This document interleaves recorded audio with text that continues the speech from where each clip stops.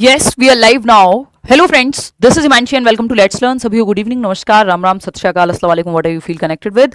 Start करेंगे आज का सेशन। समझेंगे आपके 30 सवालों को। एकदम फ्रेश क्वेश्चंस का ये सेट है, सिलेबस को ध्यान में रखते हुए, प्रीवियस पेपर्स को ध्यान में रखते हुए, पैटर्न को ध्यान में रखते हुए, है ना, जो चेंज हुआ है पिछले कुछ टाइम में। पैटर्न में कोई बहुत बड़ा बदलाव नहीं है, बट आप ये कह सकते हैं कि थोड़ा पूछने का तरीका बदला है। एग्जाम पैटर्न सेम ही है, या फिर मैं कहूँ सिमिलर है, क्वेश्चन सिलेबस सेम है, पैटर्न में थोड़ा बहुत चेंज ही लोग करते रहते हैं। पूछने के तरीके में कह लो आप, क्वेश्चन के स्टाइल में, पैटर्न भी सेम ही है।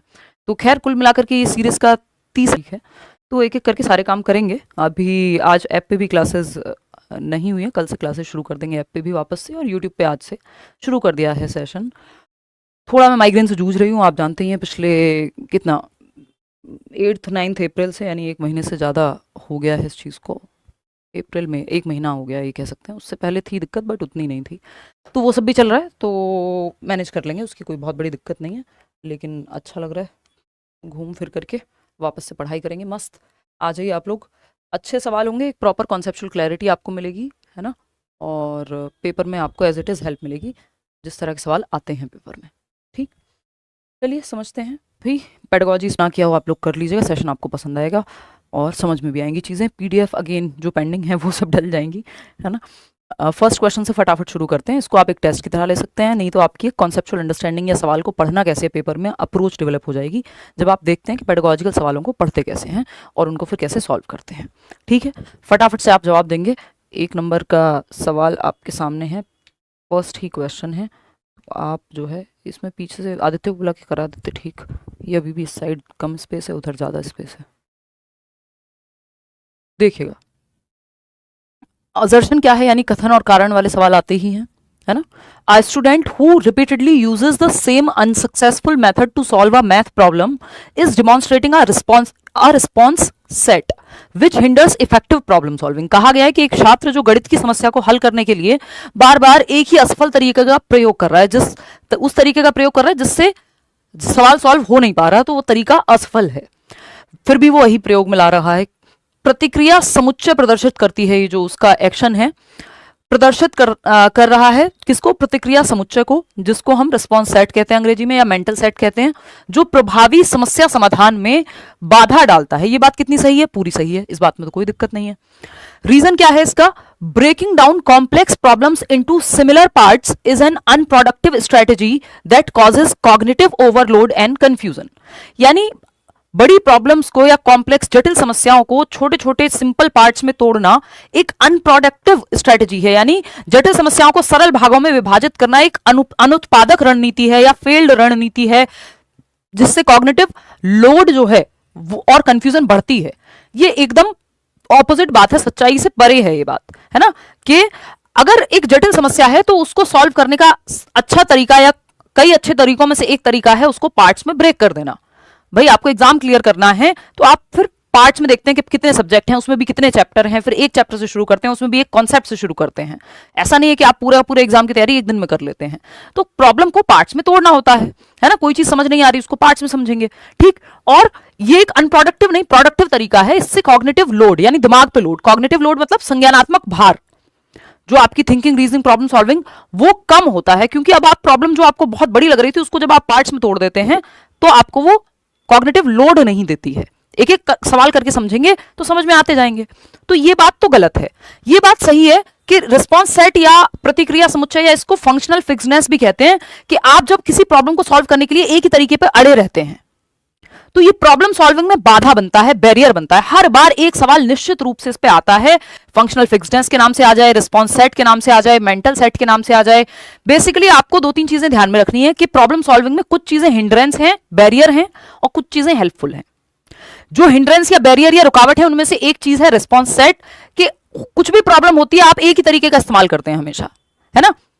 तो वो प्रॉब्लम है, प्रॉब्लम सॉल्विंग में, समस्या समाधान में बाधा है ये चीज, कि आप हर चीज के लिए एक ही समाधान तो नहीं हो सकता, है ना। तो हर चीज के लिए एक समाधान नहीं हो सकता, इसलिए आपको अलग अलग तरह के समाधान ट्राई करने होते हैं। तो ये बात सही है, लेकिन ये बात गलत है। प्रॉब्लम सॉल्विंग का हेल्पफुल तरीका है ब्रेक डाउन करना, प्रॉब्लम को पार्ट्स में तोड़ना। जबकि प्रॉब्लम सॉल्विंग में बैरियर जो है, हिंड्रेंस जो है, बाधा जो है, वो ये है आपका रिस्पॉन्स सेट, मेंटल सेट या फंक्शनल फिक्सनेस, तो जो कि सही कहा गया है। तो A is true but R is false, जो 46% लोग सही जवाब इसका दे रहे हैं। एकदम फ्रेश क्वेश्चन है ना, पैटर्न और सिलेबस को ध्यान में रखते हुए। ऐसा नहीं है कि कुछ भी हवा में हो जाएगा, आपको बिल्कुल पेपर में इस तरह के सवाल नजर आएंगे। ठीक, both A and R are false, दोनों फॉल्स नहीं है, दोनों ट्रू भी नहीं है, तो बात ही खत्म हो गई। फर्स्ट ऑप्शन ही यहां सही बचता है। ये 3 स्टेप प्रॉब्लम सॉल्विंग है इसमें, जो आपका ये असर्शन रीजन के क्वेश्चन है, इसमें 3 स्टेप में प्रॉब्लम सॉल्व होती है। पहले आपको ए को पढ़ना है, ए सही है, फिर आप रीजन देखेंगे ये आर सही है कि नहीं है, फिर तीसरा स्टेप होता है कि आर ए के बारे में सही कह रहा है या नहीं। लेकिन जब आपको पता चल जाए कि ए सही है बट आर सही नहीं है, तो खत्म हो गई, ये तीसरा स्टेप पे जाना ही नहीं है फिर, अगर दोनों में से कोई भी गलत है तो इसको आप ऐसे भी देख सकते हैं कि मेंटल सेट या रिस्पॉन्स सेट, यानी एक बच्चे ने 10 सवाल सॉल्व करे सब्ट्रैक्शन वाले, यानी घटाने के। अब नया सवाल आया, वो हर चीज में घटाना या जोड़ना ही लगा रहा है, क्योंकि उसने 10 सवाल पुराने जो हैं उसमें घटाने का इस्तेमाल किया था, एडिशन का नहीं। सवाल है जोड़ने वाला, बट वो फिर लगा हुआ है घटाने में। सवाल हो सकता है भाग करना हो किसी चीज में, डिवीजन का इस्तेमाल में लाना हो, लेकिन उसने क्योंकि 20 सवाल पहले किए हैं या एक प्रॉब्लम सॉल्व की थी, वैसे ही वो बाकी प्रॉब्लम सॉल्व कर रहा है कि सारे सवाल जो हैं कि एक का उत्तर डी आ गया तो सबका उत्तर डी ही होगा। ये फंक्शनल फिक्सनेस है कि आप फंक्शन कर रहे हैं एक ही तरीके पे, अटक गए हैं, जबकि मल्टीपल तरीके हो सकते हैं किसी प्रॉब्लम को सॉल्व करने के। तो ये यहां पे रिस्पॉन्स सेट या मेंटल सेट या मानसिक समुच्चय जो है एक प्रॉब्लम है, अभी वो मत देना पोल, क्या है, एक हिंड्रेंस है, बाधा है। अब आपको एक चीज यहां पे समझनी है कि जो आपका प्रॉब्लम सॉल्विंग, एक सवाल निश्चित रूप से आता है, बिल्कुल फिक्स है। प्रॉब्लम सॉल्विंग में है ना, इसको ऐसे देखेंगे कि आप आगे के सवाल भी, क्योंकि मैं ये कोशिश करूंगी कि हर एक सेशन में आपके कुछ कुछ कॉन्सेप्ट्स बहुत अच्छे से क्लियर हो जाएं डिटेल में, ताकि वो कॉन्सेप्ट जब नेक्स्ट सेट में आए तो आपकी उसकी तैयारी पहले से हो। ठीक है, तो प्रॉब्लम सॉल्विंग में कुछ चीजें बनती हैं, जैसे जीवन में भी होता है, कुछ चीजें हेल्पफुल होती हैं, कुछ चीजें बाधा बनती हैं। तो कुछ चीजें हैं बैरियर, यानी बाधा, या हिंड्रेंस कह लीजिए आप इसको, हिंड्रेंस हिंदी में बाधा कहेंगे। और कुछ चीजें हैं आपकी हेल्पफुल, यानी जो बाधा नहीं बनती हैं, सपोर्ट करती हैं, प्रॉब्लम सॉल्विंग में सपोर्ट ला करके देती हैं या आपको मदद करती हैं। बात सही है।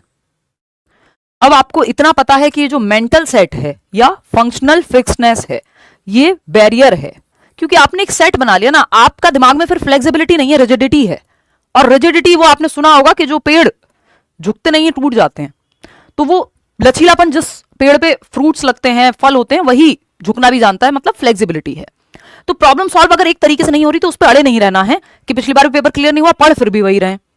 ग्रामर आ नहीं रही है पेपर में, व्याकरण आती नहीं है, 2-3 नंबर की मुश्किल से आती है, आप व्याकरण पढ़ते हैं 15 दिन तक लगातार, तो ये मेंटल सेट है ना, कि आप रट्टे लगाने पे लगे हुए हैं, जबकि कॉन्सेप्चुअल क्वेश्चंस आ रहे हैं। सवाल कैसे आ रहे हैं, जिनमें कॉन्सेप्ट्स की अंडरस्टैंडिंग पूछी जा रही है ना।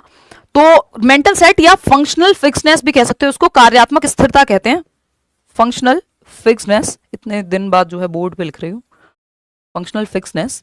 ठीक है, हेल्पफुल क्या है इसमें, हेल्पफुल है break a problem into parts. Break a problem, पूरा नहीं लिख रही हूं मैं, यानी समस्या को इनटू पार्ट्स में, यानी टुकड़ों में तोड़ लो अगर बड़ी समस्या है, जटिल प्रॉब्लम है। दूसरा क्या होता है, दूसरा होता है एनालिटिकल थिंकिंग का इस्तेमाल करना या एनालॉजी का इस्तेमाल करना, है ना, एनालॉजिकल थिंकिंग का इस्तेमाल करना। एनालॉजिकल क्या होता है, आपने कोई समान समस्या सॉल्व करी थी पहले, उससे आपने इंस्पिरेशन ले ली कि हाँ ये कॉन्सेप्ट यहां भी लग सकता है। जरूरी नहीं है ये सेम तरीका नहीं अपनाया as it is. Analogical thinking है आपने समानता देखी, कुछ प्रीवियस जो भी आपने प्रॉब्लम सॉल्व की थी उसके आधार पे कुछ चीजों का आपने इस्तेमाल किया उस तरह की प्रॉब्लम को सॉल्व करने में। मेंटल सेट उल्टा है, ये प्रॉब्लम कोई भी हो, तरीका एक ही है, समझ रहे हो। तो एनालॉजिकल थिंकिंग सही है कि अगर एक जैसी प्रॉब्लम है तो आपने हेल्प ले ली एनालॉजिकल थिंकिंग की, क्योंकि समानता थी, है ना, कि हमारी आंख कैमरे की जैसी है, ये एनालॉजी है, समानता है इस चीज में, या एक समझने का जरिया हो सकता है। बात सही है नहीं, इतनी बात क्लियर है, कमेंट्स अटक क्यों जाते हैं। चलिए खैर, फिर आते हैं हम नेक्स्ट। ये प्रॉब्लम को टुकड़ों में तोड़ना अच्छी हेल्पफुल चीज है, एनालॉजिकल थिंकिंग हेल्पफुल चीज है। ब्रेनस्टॉर्मिंग, उद्वेलनशीलता बोलते हैं इसको, मस्तिष्क को उद्वेलनशीलता, ब्रेनस्टॉर्मिंग यानी आइडियाज की बारिश। बच्चे ग्रुप में बैठ करके किसी प्रॉब्लम पे अलग अलग सॉल्यूशन सोच रहे हैं, ये भी हेल्पफुल है। वही मेंटल सेट, फंक्शनल फिक्सनेस, है ना, ये प्रॉब्लमेटिक है। बात क्लियर है। चलिए खैर, आते हैं नेक्स्ट क्वेश्चन पे। क्वेश्चन नंबर है 2। व्हाट आर द, जो लोग नए जोड़ रहे हैं वो 1-2 दिन खुद को भी दें, मुझे भी दें, क्योंकि आपको स्टाइल समझने में किसी भी व्यक्ति का, किसी भी टीचर का समय लगता है ना, वो आइडिया हो जाता है। फिर आपको कुछ चीजें ऐसी होंगी जो इस सेशन में मैं नहीं बताऊंगी, मे बी किसी और क्वेश्चन पे, किसी और टॉपिक पे चर्चा हो रही होगी तो उसकी डिटेल में जाएंगे। तो उस एक टीचर से पढ़ने का ये फायदा रहता है कि आपको चीजें जो है एड ऑन होती रहती हैं, प्रीवियस नॉलेज या स्टाइल से आप कंफर्टेबल हो जाते हैं, और आज नहीं तो दूसरी क्लास में आपको बहुत सारी चीजें धीरे धीरे कनेक्ट होने लगती हैं। बात सही है? चलिए 76% इसमें सही जवाब दे रहे हैं, देख लेते हैं सही है भी कि नहीं। What are the primary characteristics of intrinsic motivation? आंतरिक और बाह्य अभिप्रेरणा पे एक सवाल हर हालत में आता है सीटेट में। इंटरनल और एक्सटर्नल मोटिवेशन, आंतरिक अभिप्रेरणा क्या है? जिसका रीजन बाहर ना हो, जिसका रीजन अंदर हो। पहला है engaging in an activity to avoid punishment from parents. किसी काम को आप इसलिए कर रहे हैं कि माता पिता से डांट ना पड़े, घर वाले शादी कर देंगे इसलिए पढ़ाई कर रहे हैं, तो ये एक्सटर्नल मोटिवेशन है। मोटिवेशन है, इसकी वजह से आप पढ़ाई कर रहे हैं तो मोटिवेटेड तो आप हैं, लेकिन इसका रीजन बाहर है, तो ये क्या है? ये एक्सटर्नल का उदाहरण है, इंटरनल का नहीं। Completing a complex puzzle purely for personal enjoyment, इसमें रीजन बाहर नहीं है, आपको मजा आ रहा है किसी काम को करने में, आनंद महसूस कर रहे हैं आप, तो ये रीजन अंदर है, बाहर थोड़ी। आनंद कोई हाथ में थोड़ी लेके घूमोगे, आनंद तो मन के अंदर है कि मुझे मजा आता है पढ़ा करके, तो मैं पढ़ा रही हूं, है ना। पैसे मिले नहीं मिले वो सेकेंडरी बात हो गई। बात सही है? नेक्स्ट क्या है? ऐसे ही हजारों वीडियोस हैं लेट्स लर्न पे। Feeling a sense of mastery and curiosity during learning. अब सेंस ऑफ मास्टरी, आपको महारत हासिल होगी, कोई चीज अगर आप जानना चाहते हैं तो उसके बारे में सब कुछ जानना चाहते हैं। ये कहां से आ रहा है? क्यूरियोसिटी से। नंबर मिल रहे हैं नहीं मिल रहे उससे फर्क नहीं पड़ रहा, जिज्ञासा है, जानने की चाहत है, तो ये रीजन इंटरनल है ना। ये दोनों बहुत बेहतरीन रीजन है सीखने के, इसमें बाहर आपको किसी के वाहवाही की जरूरत नहीं पड़ती। Studying hard exclusively to win a cash prize. देखो प्राइज कहां है? बाहर दुनिया में मिलेगा। जो भी चीज बाहर मिल रही है, पुरस्कार एक्सटर्नल मोटिवेशन का उदाहरण है। तो सेकंड और थर्ड जो हैं, जो कि सेकंड ऑप्शन आप लोग सही जवाब दे भी रहे थे।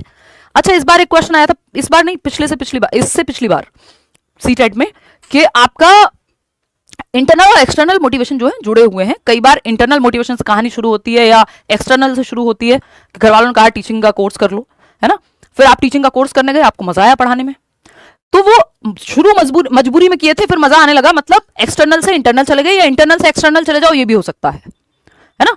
दोनों कई बार इंटरमिंगल हो सकती है, कॉम्प्लेक्स वेज में इंटरकनेक्टेड भी हो सकती है, म्यूचुअली एक्सक्लूसिव नहीं है, ये भी ध्यान रखना है। तो सेकंड और थर्ड जो है वो बेहतर यहाँ पे सही जवाब है इंटरनल का। कोशिश करनी है इंटरनल मोटिवेशन बच्चे में आप जागृत कर पाए एक्सटर्नल की बजाय, क्योंकि ये थोड़ा लंबा चलती है। क्वेश्चन नंबर 3 देखिएगा, एक और सवाल है मोटिवेशन से, लगभग 2 सवाल आते हैं, 2 हमने सेट में डलवाए हैं। Which of the following sequences correctly represents the motivation cycle? Motivation cycle में जो एनसीईआरटी वाली मोटिवेशन साइकिल है वो 6 स्टेप्स फॉलो होते हैं, 6 स्टेप। इसका सिंपल शॉर्ट ट्रिक मैंने आपको बताया हुआ है, NDA GAR, GAR। ये 6 स्टेप साइकिल है जो एनसीईआरटी की साइकिल है। वैसे और भी अलग अलग सोर्सेज से अलग अलग राइटर्स ने जो है साइकिल दी हुई है, जिसमें किसी में 3 स्टेप हैं, किसी में 4 स्टेप हैं, बट ये 6 स्टेप की एनसीईआरटी वाली साइकिल है जिसको हम थॉरोली फॉलो करते हैं, है ना। अब आप इसका जवाब देंगे, 49% लोग ए कह रहे हैं। देखते हैं, नीड, यस, नीड, आवश्यकता ही आविष्कार की जननी है। मोटिवेशन के लिए पहला स्टेप नीड है। अगर आपको आवश्यकता ही नहीं होती, आप नहीं पढ़ रहे होते, नौकरी चाहिए ही नहीं आपको, यह आवश्यकता हो सकती है किसी का जानने का मन हो ये सब्जेक्ट, फिर भी नीड है एक तरह की। तो नीड जो है फिजियोलॉजिकल और सोशियोलॉजिकल दोनों हो सकती हैं, मोटिव से आती हैं, 2 मोटिव्स होते हैं। फिजियोलॉजिकल मोटिव क्या है? Sleep, hunger, sex. Sociological motive क्या है? कुछ अचीव करना है ना, प्राइज जीतना है, नंबर लाने हैं। तो नीड है, बिल्कुल सही बात है। ड्राइव, इस नीड से ड्राइव यानी एक टेंशन क्रिएट होगी अंदर, जिसको ड्राइव कहते हैं, जिसकी वजह से आपको नीड थी नौकरी की, एक ड्राइव आई कि भाई नौकरी लेनी पड़ेगी, अंदर से एक चालक शक्ति के रूप में एक टेंशन क्रिएट हुई अंदर कि ये काम करना है ना। गोल अच्छे अटेनमेंट होगा जब ड्राइव आएगी, तो ड्राइव के बाद जनरली अराउजल आता है, बट ये वाले ऑप्शंस में अराउजल कहीं भी नहीं दिया है। और जैसा मैंने आपको बताया, कई साइकिल्स हैं जिसमें 3-4 ही स्टेप होते हैं कि भाई नीड है, नीड से ड्राइव हुआ, अचीवमेंट हो गई, गोल की प्राप्ति हो गई। तो ड्राइव ने आपको उस दिशा में धकेला कि काम करें, चलो पढ़ लेते हैं, फिर आपको गोल की अचीवमेंट हो गई, ये थर्ड स्टेप हो गया। और रिडक्शन ऑफ अराउजल, अब जो वो अराउजल था जो कि ड्राइव के बाद आता है, ये जो आग आपके अंदर जली थी या उत्तेजना, वो कम हो जाएगी जैसे ही पेपर क्लियर हो जाएगा, पेपर दे देंगे, फिर थोड़ी आप हर बार फॉर्म भरते रहेंगे, तो ऐसे मोटिवेशन की साइकिल जो है कंप्लीट हो जाती है। तो ऑप्शंस के हिसाब से जाएं तो पहला ऑप्शन ही यहाँ सही बैठता है, हालांकि इसमें अराउजल का या वो ऑप्शन नहीं है ना। इन्होंने कितने स्टेप में खत्म कर दिया, 1 2 3 4, जबकि 6 स्टेप की हम बात करते हैं। अभी आएंगे इस पे कि 6 स्टेप कैसे हैं। नीड रिडक्शन ऑफ अराउजल, भाई नीड के बाद डायरेक्ट अराउजल में कमी कैसे आ गई, ना ड्राइव आई, ना अराउजल हुआ, ना अचीवमेंट हुआ, है ना। तो आवश्यकता के बाद सीधा उत्तेजना में कमी नहीं आ सकती, जब तक उपलब्धि नहीं हुई तब तक उत्तेजना में कमी नहीं आएगी। भाई जब पेपर पास कर लोगे तब जाकर के तो वो अराउजल कम होगा, या अगली नीड पे जाओगे या कोई और नीड पे जाओगे। इंटरेस्ट क्या है, रुचि, परसेप्शन, एटीट्यूड, ये मोटिवेशन साइकिल में नहीं आता है कि नीड के बाद इमोशन आता हो। एनडीए गार यही एक सीक्वेंस है। इस साइकिल को देख भी लेते हैं। तो पहला ऑप्शन सही हो गया, ज्यादातर लोग सही जवाब दे भी रहे हैं कि भाई नीड है, फिर ड्राइव हुई। नीड क्या है, भूख लगी है आपको, ये नीड है ना। इस चीज ने आपको ड्राइव किया, आप गए दौड़ करके, है ना। पहले एक टेंशन क्रिएट हुई कि यार खाने को चाहिए कुछ, एक चुलबुलाहट है, एक ड्राइव है, एक चालक है, टेंशन क्रिएट हुई है। फिर आप अराउजल, यानी ये और एक स्टेप आगे बढ़ेगा तो आप एक्शन लेने के लिए बाधित हो जाएंगे। जब ये ड्राइव और बढ़ेगी तो आप जाएंगे, फ्रिज खोलेंगे या व्हाटएवर जो भी आपके घर में है वो खाना शुरू करेंगे। तो आपको गोल अचीवमेंट हो गया जब आप नीड, ड्राइव, अराउजल के बाद आपने गोल डायरेक्टेड बिहेवियर किया, यानी उस दिशा में व्यवहार किया, फ्रिज खोलाया, खाना बनाया, व्हाटएवर। ये गोल डायरेक्टेड बिहेवियर है कि जैसे आप पढ़ाई कर रहे हैं गोल की दिशा में। फिर उस गोल की अचीवमेंट हो जाएगी, खाना खा लोगे, भूख मिट गई। अब रिडक्शन ऑफ अराउजल है, ये जो आग थी अब वो कम हो गई क्योंकि मिल गई ना नौकरी, है ना, या कर लिया पेपर पास। अब थोड़ी हमेशा भागते रहोगे, फिर नई नीड आएगी, इस बार कोई और नीड आएगी, है ना, कि भाई 2 कमरों का मकान है, 3 का हो जाए, 4 का हो जाए, 400 का हो जाए, व्हाटएवर। तो हर बार अलग अलग मोटिवेशन, हर व्यक्ति के लिए अलग अलग तरह से नीड्स काम करती हैं। सबके लिए सेम नीड हो जरूरी नहीं है, या हर व्यक्ति सेम चीज से मोटिवेटेड हो ये भी जरूरी नहीं है। तो पहला स्टेप जो 6 स्टेप साइकिल है आपकी एनडीए गार, इसमें अगर हम देखें तो नीड मतलब आवश्यकता। इस नीड से जो है आपकी ड्राइव, चालक या प्रणोद कहते हैं जिसको, कि आपके अंदर एक टेंशन क्रिएट होगी कि भाई कुछ करना है, कुछ करना है ना। नीड क्या है, नौकरी, नौकरी चाहिए, जरूरी है, ये टेंशन क्रिएट हुई है, ड्राइव जिसको हम कह रहे हैं। फिर आपका थर्ड स्टेप आता है अराउजल, उत्तेजना, कि अब ये चीज इस लेवल पे ये आग जल चुकी है कि आपको एक्शन लेने पे बाधित ही कर देगी, जो कि फोर्थ स्टेप होगा गोल डायरेक्टेड बिहेवियर। यानी आप गोल की दिशा में किताब ले आए या बैच ले लिया, पढ़ने बैठ गए हैं। अब सिर्फ ये मन में नहीं है कि ड्राइव है, एक टेंशन क्रिएट हुई है, अराउजल है, हाँ करना तो है, अब आप एक्शन भी ले रहे हैं। तो ये फोर्थ स्टेप है। जब आप गोल की दिशा में सही एक्शन लेते हैं तो एक समय के बाद आपको अचीवमेंट यानी गोल की प्राप्ति हो जाती है। जब आपकी अचीवमेंट हो गई तो ये जो अराउजल थी, ये जो आग थी, इसमें कमी आ जाएगी, रिडक्शन आ जाएगी, क्योंकि जब मिल गई जो चीज तो अब रिडक्शन ऑफ अराउजल हो गया, है ना। सिक्स्थ स्टेप जिसको कहते हैं। तो ये एनडीए गार, ये 6 स्टेप की आपकी मोटिवेशन की साइकिल है। क्वेश्चन नंबर 4 देखिएगा, ये क्या कहता है। ये एक बार पूछा हुआ है बहुत पहले, क्योंकि लर्निंग टॉपिक आपका सिलेबस में है और उसी से जुड़ी हुई चीजें और पहले पूछी जा चुकी है, तो इस क्वेश्चन को हमने इंक्लूड किया है। ठीक है, जिनको नहीं पता अभी मैं समझा दूंगी, बहुत छोटा सा ही टॉपिक है, कोई बहुत बड़ा टॉपिक नहीं है। सवाल पढ़ो और जवाब दो एक बार, फिर हम बात करेंगे आगे की। बात सही है? यू आर बेस्ट मैम जी, धन्यवाद। ये तो आप लोगों का प्यार है, नहीं तो खुद की तारीफ खुद भी की जा सकती है ना। देखिएगा एक बार, समझते हैं। 58% लोग सेकंड ऑप्शन दे रहे हैं, देखते हैं। विच of the following situations is an example of zero transfer of learning, यानी शून्य अधिगम का अंतरण या स्थानांतरण का उदाहरण कौन सा है। देखिए 3 प्रकार के ट्रांसफर ऑफ लर्निंग होते हैं एज पर थॉर्नडाइक। एडवर्ड ली थॉर्नडाइक एक व्यक्ति है, उनकी थियरी आपको पढ़ने की जरूरत नहीं है, सीटेट में, यूपीटेट में पढ़नी है ना। वो कहते हैं कि अधिगम का ट्रांसफर क्या, ट्रांसफर ऑफ लर्निंग है क्या। ट्रांसफर ऑफ लर्निंग जैसे ट्रांसफर होता है आपका नौकरी में, एक जगह से दूसरी जगह गए आप, स्थानांतरण बोलते हैं इसको, है ना। ऐसे ही लर्निंग में भी चीजों का ट्रांसफर होता है। आपने अपने माँ बाप से, घर वालों से, पिछली जनरेशन से, टीचर्स से ये सुना होगा कि जैसे माय फादर यूज्ड टू से कि सीखा हुआ कभी बेकार नहीं जाता। ये सब आपने सुना है ना, कि जो भी आपने सीखा है जीवन में, जो कुछ भी, वो बर्बाद नहीं जाएगा, बेकार नहीं जाएगा, कहीं ना कहीं काम आ जाएगा, जीवन में काम आ जाएगा। सिलेबस में नहीं आया, नौकरी में नहीं आया, कहीं और नहीं आया, तो कहीं ना कहीं काम आ जाएगा। इसको ट्रांसफर ऑफ लर्निंग बोलते हैं। ये 3 प्रकार की होती है एज पर थॉर्नडाइक। इनको फादर ऑफ एजुकेशनल साइकोलॉजी यानी शैक्षिक मनोविज्ञान का जनक कहते हैं। यानी साइकोलॉजी के प्रिंसिपल्स को एजुकेशन में भरपूर यूज किया। रिवॉर्ड पनिशमेंट का जो कॉन्सेप्ट है यही लेकर के आए। नाम क्या है, थॉर्नडाइक। और भी लोग हैं जिसमें वर्टिकल और हॉरिजॉन्टल ट्रांसफर ऑफ लर्निंग की बात होती है, बट वो जनरली सीटेट में नहीं पूछता है। अगर हम बात करें यहाँ पे, तो एक है पॉजिटिव ट्रांसफर ऑफ लर्निंग, यानी एक सिचुएशन में जो आपने सीखा वो दूसरी सिचुएशन में काम आ गया।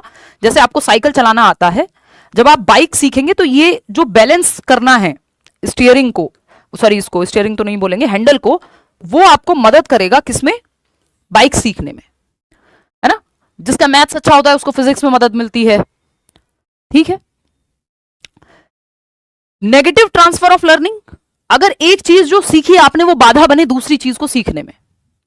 तीसरा है जीरो ट्रांसफर ऑफ लर्निंग, जिसकी बात पूछी है शून्य ट्रांसफर, कि भाई आपने हिंदी सीखी और आप स्विमिंग सीख रहे हैं, दो चीजों में कोई ताल्लुक नहीं है, आपकी मर्जी, अभी हम पढ़ रहे हैं, थोड़ी देर बाद में गाना गाने लगूं, तो ये दो अलग एक्टिविटीज हैं। एक सिचुएशन में जो सीखा था उसका प्रभाव जीरो पड़ रहा है दूसरी सिचुएशन में। जबकि जब आपको साइकिल आता है और आप साइकिल आती है और बाइक आप चलाना सीख रहे हैं, तो आपको वो हेल्प करेगी। या बाइक में अगर गियर डालने का और क्लच छोड़ने का सिस्टम आपको पता है, तो जब, क्योंकि मुझे बाइक आती थी बचपन से, बचपन इसलिए बोल रही हूँ 9-10 साल की उम्र से,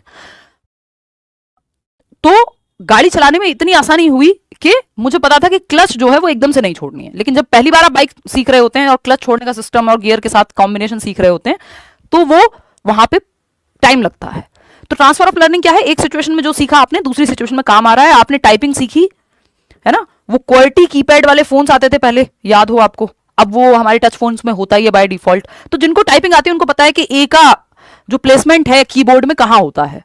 तो जिनको टाइपराइटर आता था उनको कंप्यूटर वाली टाइपिंग में हेल्प हुई, जिनको कंप्यूटर वाली टाइपिंग आती थी वो फोन पे क्वालिटी कीपैड में हेल्प हुई, ठीक है ना।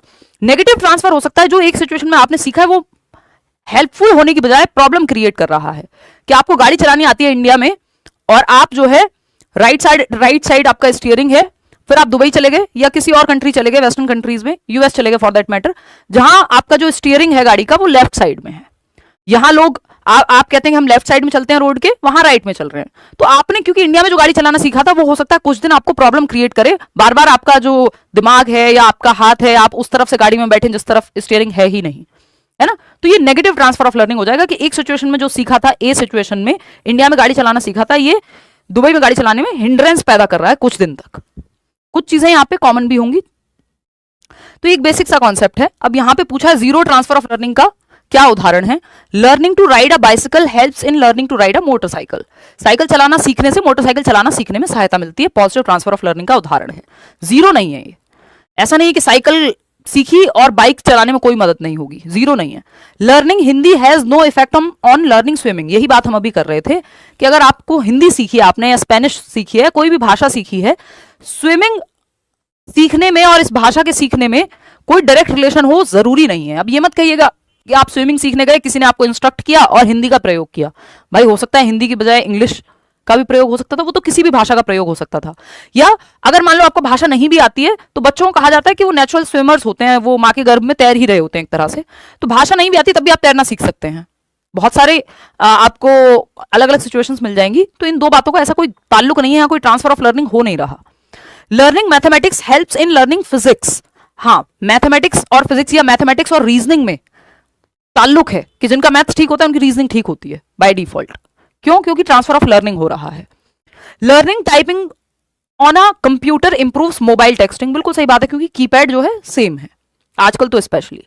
तो ये आपकी कहानी हो गई। सेकंड ऑप्शन ही है जो जीरो ट्रांसफर को दर्शाता है, बाकी सब में पॉजिटिव ट्रांसफर है, नेगेटिव भी नहीं है। क्वेश्चन नंबर 5 देखिएगा, development differs from learning because development, विकास अधिगम से भिन्न है क्योंकि। बहुत अच्छे सवाल है। डेवलपमेंट डिफरेंट क्यों है, अलग क्यों है लर्निंग से, डेवलपमेंट और लर्निंग का रिश्ता क्या कहलाता है ये आपको बताना है। डेवलपमेंट कैसे अलग है लर्निंग से ये पूछा है कवि ने, तो आपको जवाब देना है, फटाफट से बताएंगे।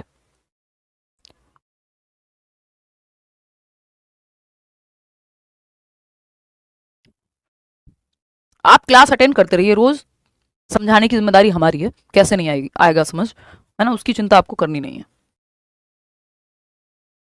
चलिए,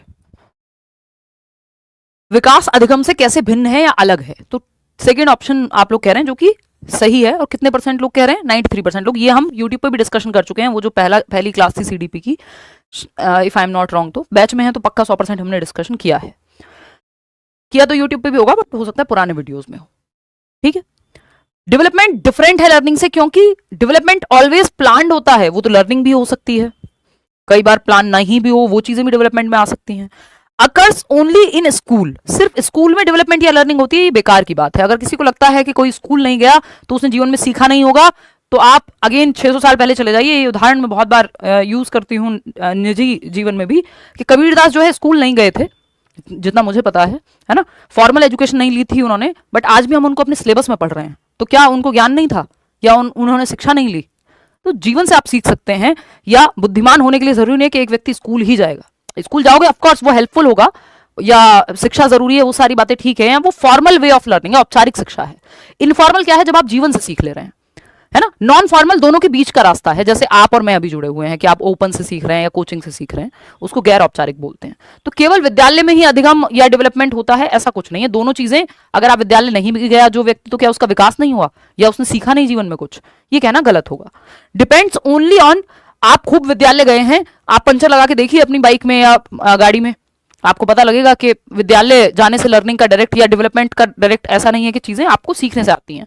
डिपेंड्स ओनली ऑन टीचिंग। सिर्फ टीचिंग पे ही निर्भर करेगा डेवलपमेंट, और डेवलपमेंट में तो बहुत सारी चीजें ऐसी हैं जिसमें टीचिंग का कोई रोल नहीं है, नेचुरली होती है। मैचुरेशन वाला जो पार्ट है ना, कि आपके हाथों में जान नेचुरली आ रही है, किसी ने सिखाया थोड़ी कि अब आज से आपने सिखा दिया, 6 महीने के बच्चे को साइकिल सिखा के देखो आप, क्योंकि अभी वो मैच्योर नहीं है उस चीज के लिए। तो सिर्फ टीचिंग से नहीं हो सकता। Refers to broader changes in the individual, क्योंकि डेवलपमेंट किससे जुड़ा हुआ है? विकास व्यक्ति में व्यापक परिवर्तनों को संदर्भित करता है। ब्रॉडर टर्म है, एक बड़ा टर्म है, विस्तृत टर्म है, विस्तृत कॉन्सेप्ट है जो डेवलपमेंट है। और लर्निंग हो, मैचुरेशन हो, ग्रोथ हो, ये तीनों ही क्या है? डेवलपमेंटल प्रोसेसेस हैं, यानी विकासात्मक प्रक्रियाएं हैं, विकास से जुड़ी हुई प्रक्रियाएं। विकास एक ब्रॉड डोमेन है जिसके अंदर लर्निंग, मैचुरेशन, ग्रोथ, यानी अधिगम, अभिवृद्धि, और या वृद्धि जिसको आप कहते हैं, और परिपक्वता, ये तीनों आते हैं, है ना। और लर्निंग और डेवलपमेंट जो है वो इंटरकनेक्टेड हैं, डीपली इंटरकनेक्टेड हैं, कॉम्प्लीमेंट्री प्रोसेसेस हैं। डेवलपमेंट से लर्निंग और लर्निंग से डेवलपमेंट होता है, ये बात एकदम सही है, इंटरकनेक्टेड है। कैसे भाई? आपका विकास नहीं हुआ कि आपकी एक सर्टेन हाइट बढ़नी थी या एक उम्र होनी थी, जब आपके दिमाग की सोचने समझने की शक्ति आप में आएगी तभी तो आपको सिखाया जाएगा। आप 6 महीने के बच्चे को साइकिल थोड़ी सिखाते हैं, क्यों? क्योंकि डेवलपमेंट का एक पार्ट जिसको मैचुरेशन बोलते हैं, कि अभी वो मैच्योर नहीं है। आप 6 महीने के बच्चे के पक्के दांत निकाल के दिखाइए, दूध के दांत शुरू होंगे। तो कुछ चीजें आप नहीं सिखा सकते जब तक वो मैच्योर नहीं है, यानी डेवलपमेंट नहीं हुआ, तो कुछ चीजें लर्निंग के लिए अपॉर्चुनिटी क्रिएट नहीं होगी। और कई बार लर्निंग अपॉर्चुनिटी क्रिएट करती है व्यक्ति के डेवलपमेंट के लिए। कैसे? जब आप साइकिल चलाना सीख रहे हैं, दुनिया घूमी आपने साइकिल चला के, जो भी अपने आसपास की दुनिया थी, या ड्राइव करके देश भर घूमा। अब इससे आपकी थिंकिंग, रीजनिंग, प्रॉब्लम सॉल्विंग, आपके दिमाग का विकास नहीं हुआ? बिल्कुल हुआ। सोशल डेवलपमेंट नहीं हुआ? बिल्कुल हुआ। आपने एक भाषा सीखी, यानी मान लो इंग्लिश सीखी आपने, हिंदी सीखी आपने, अब उसमें काव्य पढ़ा या आपने उसमें लिटरेचर को पढ़ा, अब इस लिटरेचर की समझ से आपके दिमाग का, आपका सोशल डेवलपमेंट, ये सब नहीं हुआ? बिल्कुल हुआ। तो लर्निंग से डेवलपमेंट होता है, डेवलपमेंट लर्निंग को हेल्प करता है। ये दोनों इंटर कनेक्टेड हैं, डीपली कनेक्टेड हैं, डीपली इंटरकनेक्टेड हैं। बट अगर देखा जाए तो लर्निंग हो, मैचुरेशन हो, ग्रोथ हो, ये सब डेवलपमेंटल प्रक्रियाएं हैं, विकासात्मक प्रक्रियाएं हैं। और ये जो डेवलपमेंट और लर्निंग की जब हम बात कर रहे हैं, तो ये क्या है? एक दूसरे की पूरक हैं, कॉम्प्लीमेंट्री प्रोसेसेस हैं, एक दूसरे को बेहतर करने में मदद करती हैं, है ना। कॉम्प्लीमेंट्री हैं, हेल्प करती हैं, कॉम्प्लीमेंट्री प्रोसेसेस कहते हैं उनको, पूरक हैं एक दूसरे की।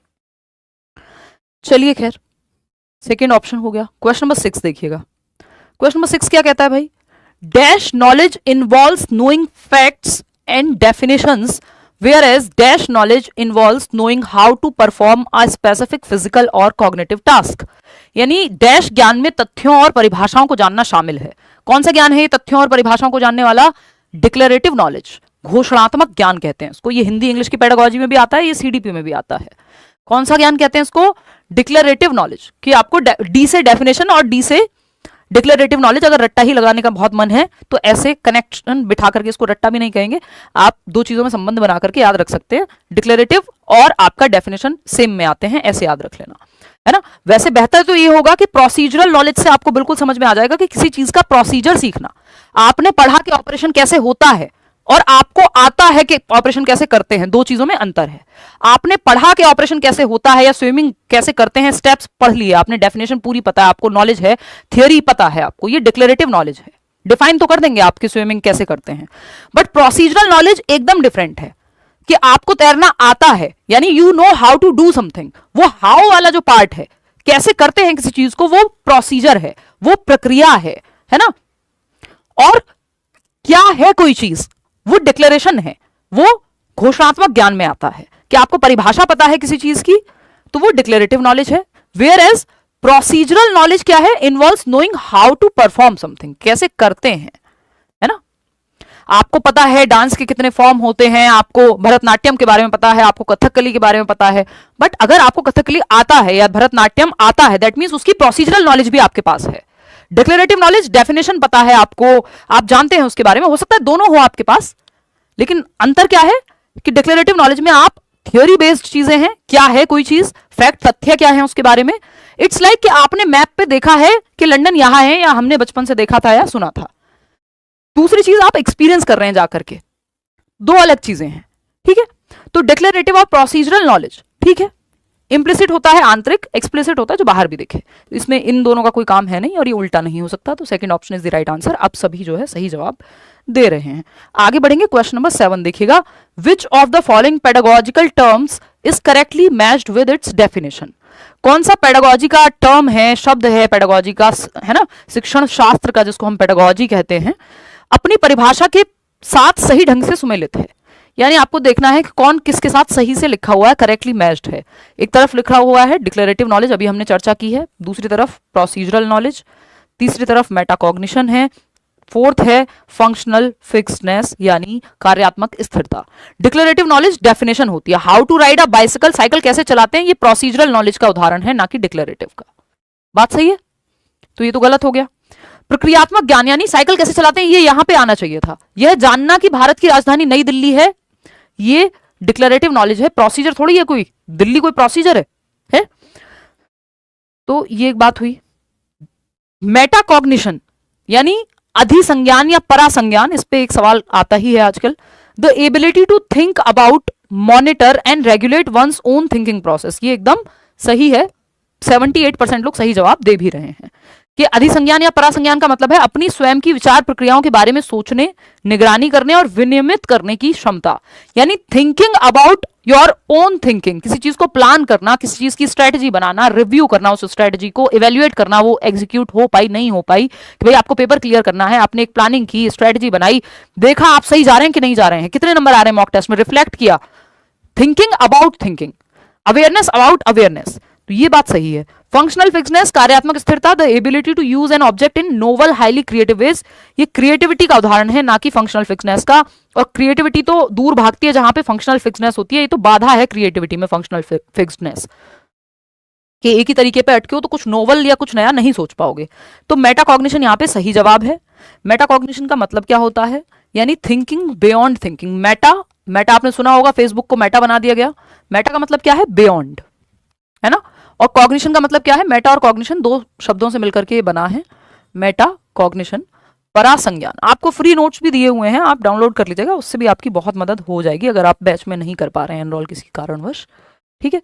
परासंज्ञान, संज्ञान क्या होता है, जो भी आपकी मेंटल प्रोसेसेस हैं, मानसिक प्रक्रियाएं हैं, thinking, reasoning, problem solving, attention, memory, perception, imagination, ये सब कॉग्निशन में आती हैं, दिमाग संज्ञान के विकास में आती हैं, जिसपे कॉग्निटिव डेवलपमेंट पे पियाजे वाइगोत्स्की ने थियरी भी दी हुई है ना। विकास के 3 मुख्य प्रकार पढ़ते हैं आप, PCSE, physical, cognitive, social, emotional. Cognitive का मतलब है संज्ञान या दिमाग का विकास, तो मेंटल प्रोसेस है, मेंटल प्रोसेस में थिंकिंग आ गया, है ना, थिंकिंग आ गया, रीजनिंग आ गया, यानी तर्क करना, सोचना, है ना, डिसीजन लेना, ये सब मानसिक प्रक्रियाएं हैं। कई बार सवाल पूछ लेता है कौन सा एक कॉग्निटिव प्रोसेस नहीं है, तो जहां बात आ रही होगी कि फील करना कुछ, तो वो कॉग्निशन से ज्यादा इमोशंस के डेवलपमेंट में चला जाएगा। मेटा का मतलब क्या है, बियॉन्ड कॉग्निशन, यानी थिंकिंग के भी परे जाना, थिंकिंग अबाउट थिंकिंग। इसमें क्या होगा, इसमें आप प्लानिंग करेंगे किसी चीज की, कि भाई मुझे किस दिशा में जाना है, कैसे पढ़ना है ना, गोल सेट किया आपने, रिव्यू करेंगे वो फिर ठीक से हो पा रहा है या नहीं हो पा रहा, रिफ्लेक्ट करेंगे, चिंतन मनन करेंगे, इंप्लीमेंट करेंगे, फिर उसको इवेल्युएट करेंगे। तो थिंकिंग के भी ऊपर सोच पाना, कि आप कैसा महसूस कर रहे हैं और क्यों महसूस कर रहे हैं, इस पे भी आप सोच पा रहे हैं। आप कैसे सोचते हैं, वो क्यों सोचते हैं, इस पे भी आप सोच पा रहे हैं। तो this is thinking about thinking. ये बच्चों के लिए काफी हेल्पफुल है, क्योंकि इससे हायर मेंटल एबिलिटीज आपकी विकसित होती हैं। तो third option is the right answer. आगे बढ़ेंगे, क्वेश्चन नंबर 8।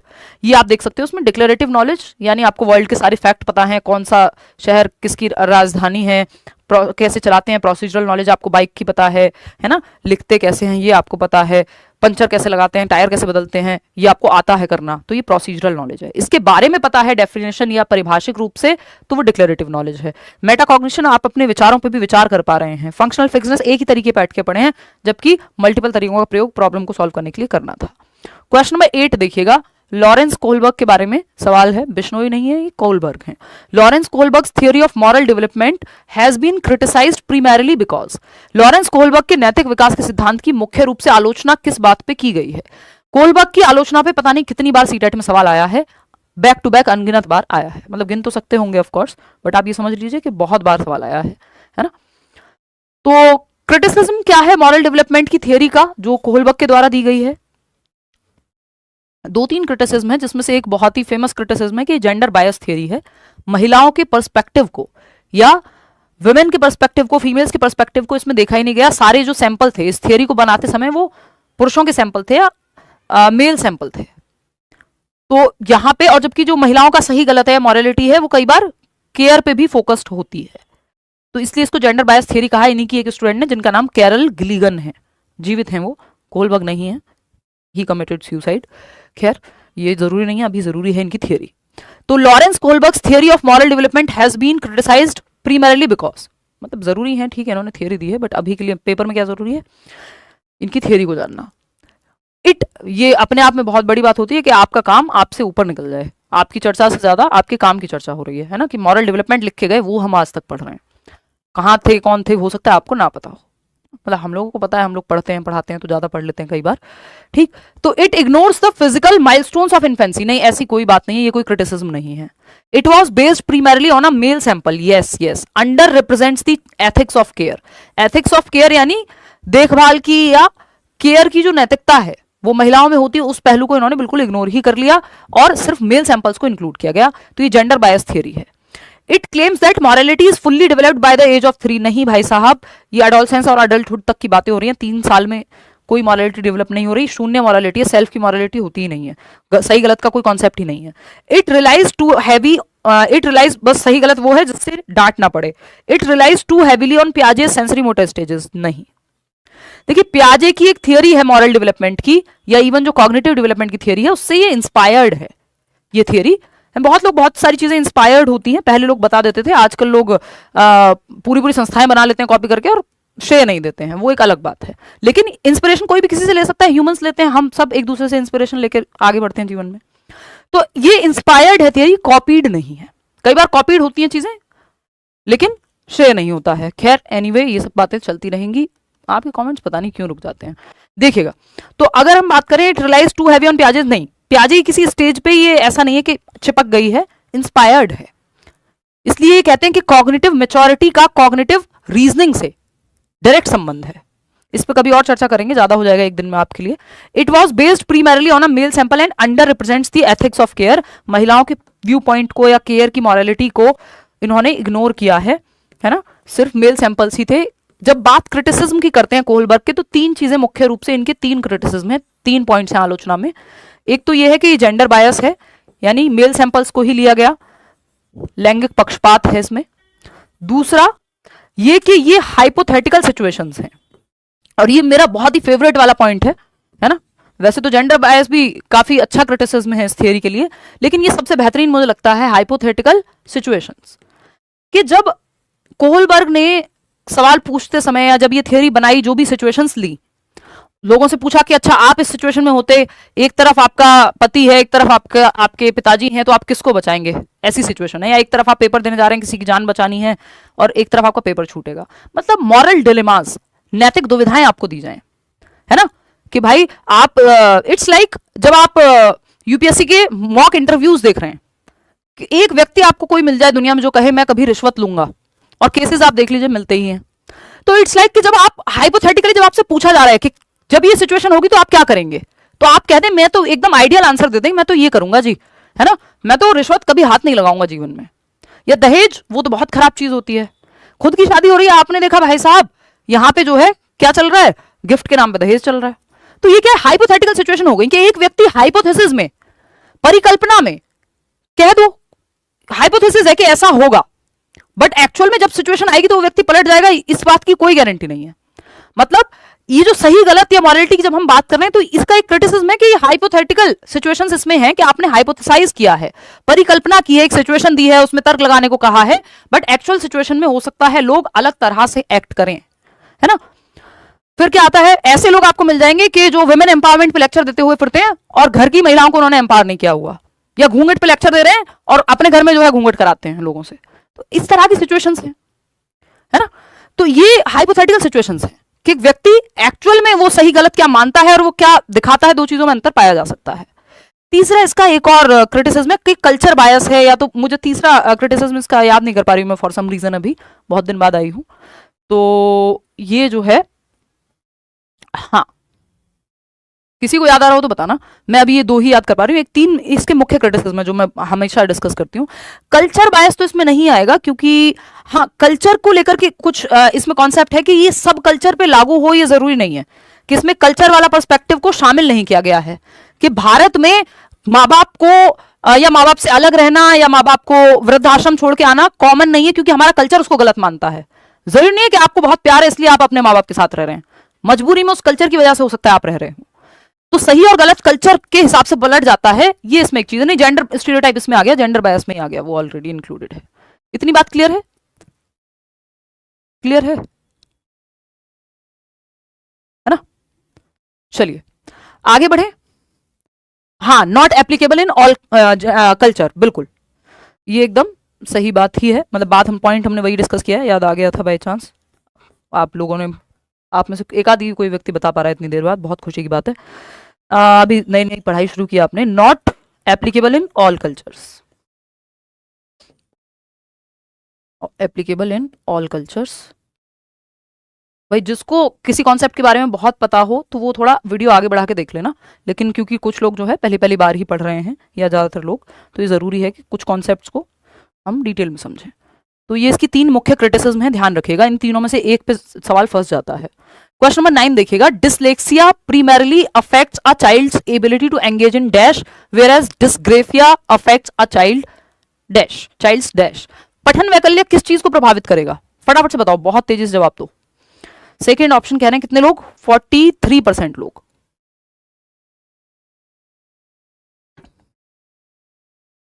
चलिएगा ठीक है, शुरू के 10-15 सवाल हम बहुत अच्छे से डिटेल में डिस्कशन इसलिए भी करते हैं कि एक कॉन्सेप्ट आपका बिल्ड हो जाए, फिर आपसे बहुत सारे सवाल अपने आप सॉल्व होने लगते हैं। ठीक है, 62% हो गया थर्ड ऑप्शन, जो कि सही भी है। देखिए डिसलेक्सिया में फोनोलॉजिकल प्रोसेसिंग में दिक्कत आती है, ध्वन्यात्मक प्रसंस्करण में। कैसे कि ये GOD मिलके गॉड का साउंड आएगा, लेटर्स को साउंड के साथ जोड़ने में समस्या आती है। तो गॉड को डॉग पढ़ सकता है, मतलब रिवर्स में पढ़ सकता है, या साउंड को लेटर के साथ एसोसिएट करने में समस्या आती है बच्चे को। फाइन मोटर राइटिंग में डिस्ग्रेफिया, क्योंकि ग्राफ का मतलब है राइटिंग से संबंधित है, इसमें राइटिंग की प्रॉब्लम है। डिसलेक्सिया में पढ़ने से संबंधित समस्या होती है। तो जब पढ़ने में दिक्कत कब आएगी, जब फोनोलॉजिकल प्रोसेसिंग में प्रॉब्लम हो, यानी एक लेटर को दूसरे लेटर की साउंड से जोड़ नहीं पा रहे हैं आप, है ना। तो ये थर्ड ऑप्शन सही है यहाँ पे। स्पेशल अवेयरनेस या मैथमेटिकल लॉजिक, वो फिर मैथमेटिकल लॉजिक तो चलो यहाँ काम कर जाता अगर कैलकुलिया पूछा होता। ग्रॉस मोटर स्किल्स की दिक्कत नहीं है डिस्ग्रेफिया, क्योंकि लिखने में जो इस्तेमाल होती है वो आपकी फाइन मोटर स्किल्स होती हैं, हाथ और आंखों की मसल्स का प्रयोग। हाथ मतलब फिंगर्स, हैंड्स में जो भी मसल्स हैं आपकी, तो हैंड्स और फिंगर्स का इस्तेमाल हम करते हैं फाइन मोटर स्किल्स में स्पेशली। ग्रॉस मोटर स्किल होता है आपकी आर्म्स यानी बड़ी मांसपेशियां या आपकी टांगे, उसका प्रयोग डिस्ग्रेफिया में कहीं नहीं हो रहा, फाइन मोटर स्किल्स का प्रयोग है। हियरिंग की कोई बात ही नहीं है यहाँ, वो ऑडिटरी डिसऑर्डर्स में आएगा। सोशल कम्युनिकेशन की दिक्कत ऑटिज्म में आती है ना। विजुअल एक्विटी, ये आपका विजुअली इंपेयर्ड बच्चा होगा फिर। तो थर्ड ऑप्शन यहाँ सही है। डिसलेक्सिया एक प्रॉब्लम है जिसको लर्निंग डिसेबिलिटी या LD बोलते हैं, अधिगम वैकल्य, या फिर हम कहते हैं इसको पठन वैकल्य, अधिगम अक्षमता के अंदर आता है। जो तारे जमीन पर में बच्चा है ईशान अवस्थी, उसको डिसलेक्सिया या डिसलेक्सिक के रूप में दिखाया गया है। क्वेश्चन नंबर 10 देखिएगा, ये क्या कहता है भाई। क्वेश्चन नंबर 10 है, our teacher notices that a 9-year-old child can arrange objects according to size, understand conservation of quantity and classify objects into different categories. According to Piaget's theory of cognitive development, the child is most likely in which stage? Piaget पे question आते हैं, कई question आते हैं, है ना। तो एक शिक्षक देखता है कि एक 9 वर्षीय बालक वस्तुओं को आकार के अनुसार क्रमबद्ध कर सकता है, यानी छोटे से बड़े के क्रम में, बड़े से छोटे के क्रम में, आवर्ती अनुवर्ती जो बोलते थे, यानी असेंडिंग डिसेंडिंग ऑर्डर में लगा सकता है। मात्रा संरक्षण, यानी क्वांटिटी सेम रहती है, आप शेप और साइज बदल दें तब भी, यानी अगर 250 ml पानी है तो आप उसको 1 लीटर के बर्तन में डाल दीजिए, एक बास्केट में डाल दीजिए, एक जिसमें डालना है आपको एक बड़े से नीले ड्रम में डाल दीजिए, वो 1 लीटर पानी ही रहेगा। ऐसा नहीं है 250 ml पानी है तो 250 ml ही रहेगा। बर्तन की शेप और साइज के बदलने से क्वांटिटी या वॉल्यूम में, मात्रा में परिवर्तन नहीं आता। दिस इज कंजर्वेशन, जो 7 से 11 के बीच में आता है। कितने लोग सही जवाब दे रहे हैं? 74% लोग। कॉन्क्रीट ऑपरेशनल स्टेज का बच्चा है क्योंकि 7 से 11 के बीच में है, और बाकी जो क्वालिटीज हैं वो भी इसी उम्र में आ जाती है। CCS बोलती हूं मैं इसको, कंजर्वेशन, क्लासिफिकेशन और सीरिएशन। कंजर्वेशन क्या है? यानी संरक्षण, कि आपको पता है कि शेप और साइज के बदलने से मात्रा में परिवर्तन नहीं होता, क्वांटिटी सेम रहती है, वॉल्यूम सेम रहता है, जो 250 ml वाला एग्जांपल आपको दिया है ना। अगर ये 50 ml पानी है तो अब मैं इसको बॉटल में डालूं, एक नीले ड्रम में डालूं, काले ड्रम में डालूं, बाल्टी में डालूं, सेम रहेगा ये। तो शेप बदलने से बर्तन की या साइज के बदलने से क्वांटिटी नहीं बदल रही है, ये कंजर्वेशन या संरक्षण कहलाता है, जो कि पहला सी है। क्लासिफिकेशन है कि आप क्लासिफाई कर सकते हैं दो चीजों में अंतर को, कि भाई ये ट्राइंगल को एक साथ रखेंगे या सर्कल को एक साथ रखेंगे, या रंग के आधार पे, वॉटेवर, जिस भी आधार पे आप वर्गीकरण कर सकते हैं, बांट सकते हैं, छांट सकते हैं। सीरिएशन है छोटे से बड़े क्रम में और बड़े से छोटे क्रम में लगाना। तो ये CCS कॉन्क्रीट में आता है, C फॉर कॉन्क्रीट ऑपरेशनल और CCS, ये 3 गुण इसी में आते हैं। 7 से 11 वर्ष की बात है, और बच्ची कितने साल की? 9 वर्ष की है। तो ये तीसरी स्टेज में है प्याजे की 4 स्टेजेस हैं, SPCF, इसी क्रम में sensory motor, pre operational, concrete और फॉर्मल ऑपरेशनल। आगे बढ़ेंगे नेक्स्ट क्वेश्चन पे। नेक्स्ट क्वेश्चन क्या कहता है भाई? ये आप ऐसे भी देख सकते हो, इसको इतना बताए बिना जो है हम ऐसे भी कह सकते हैं कि ये कंजर्वेशन का उदाहरण है, संरक्षण का। कि जब बच्चे को ये समझ में आ जाए कि भाई चाहे आप लंबे ग्लास में डालो, चाहे चौड़े बर्तन में डालो, जो जूस की क्वांटिटी है या जूस की मात्रा है वो सेम है। नहीं तो बचपन में आप देखते हैं बच्चों को लगता है कि एक 10 रुपए के नोट की बजाय उसको 1-1 रुपए के सिक्के दे दो, वो ज्यादा लगते हैं। हमें भी ऐसे लगता था बचपन में, 7 से 11 वर्ष से पहले, जब तक कंजर्वेशन नहीं आया, है ना। ये हो गया कंजर्वेशन, संरक्षण जिसको हिंदी में कहेंगे। वहीं जब हम बात कर रहे हैं क्लासिफिकेशन की, तो ये है वर्गीकरण का उदाहरण। क्लासिफिकेशन भी इसी उम्र में आ रहा है, 7 से 11 में। कि अब बच्चों को पता है कि ब्लू वाले जो वर्ग हैं या स्क्वायर हैं, इनको एक साथ रखना है, शेप के आधार पे क्लासिफाई कर पाया, कलर के आधार पे। जो सर्कल वाले आपके ग्रीन कलर हैं और सर्कल हैं, उनको एक बॉक्स में रखना है। ट्राइंगल हैं रेड वाले, उनको अलग क्लासिफाई कर दिया। कि आपको पता है अलमारी में पेंट कहाँ लगानी है आपको, या जीन्स कहाँ लगानी है, शर्ट्स कहाँ लगानी है, सूट कहाँ लगाने हैं, तो आपने क्लासिफाई किया हुआ है कि यार ये वाले बॉक्स में तो मैं ये रखता हूँ, ये वाले में ये रखता हूँ। ठीक, फिर क्या है, ये आपका नेक्स्ट है सीरिएशन, सीरीज में लगाना, क्रमीकरण बोलते हैं इसको। तो असेंडिंग डिसेंडिंग में आप देख रहे हैं छोटे से बड़ा, फिर उससे बड़ा, फिर उससे बड़ा, ऐसे आपने ये बचपन में किया होगा, है ना, कि 1 से 100 तक, 100 से 1 तक उल्टा। तो ये असेंडिंग और डिसेंडिंग ऑर्डर का मामला है। ये तीनों चीजें कॉन्क्रीट ऑपरेशन 7 से 11 में आ जाती हैं। क्वेश्चन नंबर 11 देखेंगे आप और जवाब देंगे। क्वेश्चन नंबर 11 देखेंगे और बताएंगे जवाब, फटाफट से बताएंगे। अब हम थोड़ी सी स्पीड पकड़ेंगे, 15 क्वेश्चन करने के बाद हम थोड़ी सी स्पीड में आ जाते हैं, क्योंकि आपका एक बेस कॉन्सेप्ट बन चुका होता है ना। देखिए थर्ड ऑप्शन कह रहे हैं 62% लोग। Which of the following teaching situations best represents the general to specific rule? General to specific यानी सामान्य से विशिष्ट की ओर जाने वाले नियम को क्या कहते हैं? फटाफट से बताओ। 60% लोग थर्ड ऑप्शन कह रहे हैं। सामान्य से विशिष्ट को हम डिडक्टिव मेथड कहते हैं, निगमनात्मक तर्क या डिडक्टिव रीजनिंग कहते हैं, जो कि आप थर्ड में कह रहे हैं, तो मैं मान लेती हूं। The teacher asks students to memorise examples. नहीं ना मुन्ना ना, गलत जवाब देने में लगे हुए खुश होके, वो भी है। इतना भरोसा किया था मैंने आप पे कि 60% लोग थर्ड ऑप्शन कह रहे हैं, तो यही सही होगा, है। देखो एक बार, the teacher first explains the concept of mammals and then discusses characteristics of whales and bats. ये सही है। आपने गलत जवाब दिया, कोई बात नहीं। शिक्षक पहले स्तनधारी जीवों की अवधारणा समझाते हैं, कॉन्सेप्ट बताते हैं कि ये मैमल्स होते हैं, इनके ये कैरेक्टरिस्टिक्स, ये विशेषताएं होती हैं, फिर उदाहरण देते हैं। भाई मैमल्स का तो सबके लिए सामान्य है ना, सारे मैमल्स की डेफिनेशन सेम ही होगी। उदाहरण विशिष्ट हो सकता है कि आपने वेल के बारे में बात की, है ना, या फिर आपने बैट्स चमगादड़ के बारे में बात की। तो ये उदाहरण है किसके? मैमल्स के, कि हम होमोसेपियन का उदाहरण है हम लोग, ठीक है। तो ये क्या है यहां पे कि इट्स लाइक आपने लिविंग और नॉन लिविंग का कॉन्सेप्ट समझाया, कि निर्जीव वस्तुएं ये वो होती हैं जिनकी अपनी जान नहीं होती जिनमें। फिर निर्जीव वस्तुओं का उदाहरण दिया। तो निर्जीव वस्तुओं की जो डेफिनेशन है, जो परिभाषा है, वो जनरल है, सबके लिए सामान्य है, सारी निर्जीव चीजों के लिए एक ही डेफिनेशन है। एग्जाम्पल अलग हो सकता है, ये कुर्सी है, ये पेन है, ये घड़ी है, ये उदाहरण है। तो पहले आपने जनरल बताया, यानी जो रूल है, रूल टू एग्जाम्पल बोलते हैं इसको। तो रूल क्या है? मैमल्स के बारे में जो डेफिनेशन है वो रूल है। उदाहरण स्पेसिफिक या विशिष्ट हो सकते हैं। कि भाई आपने बताया नाउन की डेफिनेशन बताई आपने कि name of a person place और thing is known as noun, कि किसी व्यक्ति वस्तु स्थान के नाम को संज्ञा कहते हैं। ये जनरल प्रिंसिपल है, ये रूल है। इसका स्पेसिफिक उदाहरण क्या होगा? कि हिमांशी भी उदाहरण है, आगरा भी उदाहरण है, न्यूयॉर्क भी उदाहरण है, दिल्ली भी उदाहरण है ना? कोई फॉर दैट मैटर ये वॉच है, स्पेसिफिक नाम आपने लिख दिया कि भाई ये सैमसंग की वॉच है या एप्पल की वॉच है, व्हाटएवर। तो ये सब संज्ञा के उदाहरण हैं। तो पहले आपने या कोई फॉर्मूला बताया, वो रूल है, जनरल है, सबके लिए सामान्य होता है फॉर्मूला। फॉर्मूला बदलेगा नहीं, परिभाषा नहीं बदलेगी। एग्जाम्पल अलग अलग हो सकते हैं, उस फॉर्मूले पे बेस्ड क्वेश्चंस स्पेसिफिक हो सकते हैं। तो ये ध्यान रखना है यहां कि अभी जो आपने ये थर्ड ऑप्शन में ब्लेंडर किया है ना, कि इंडक्टिव डिडक्टिव की जब बात होगी, अभी एक सवाल और करेंगे इसी पे कि इंडक्टिव और डिडक्टिव लिख लेते हैं। अभी एक और सवाल मैं आपको कराऊंगी, फिर जब आप उसमें भी गलत जवाब देंगे तब डिस्कस करेंगे, है ना? मतलब मैं उम्मीद तो करती हूँ कि आप सही जवाब देंगे, but you know what I mean, है ना? तो इंडक्टिव आगमनात्मक,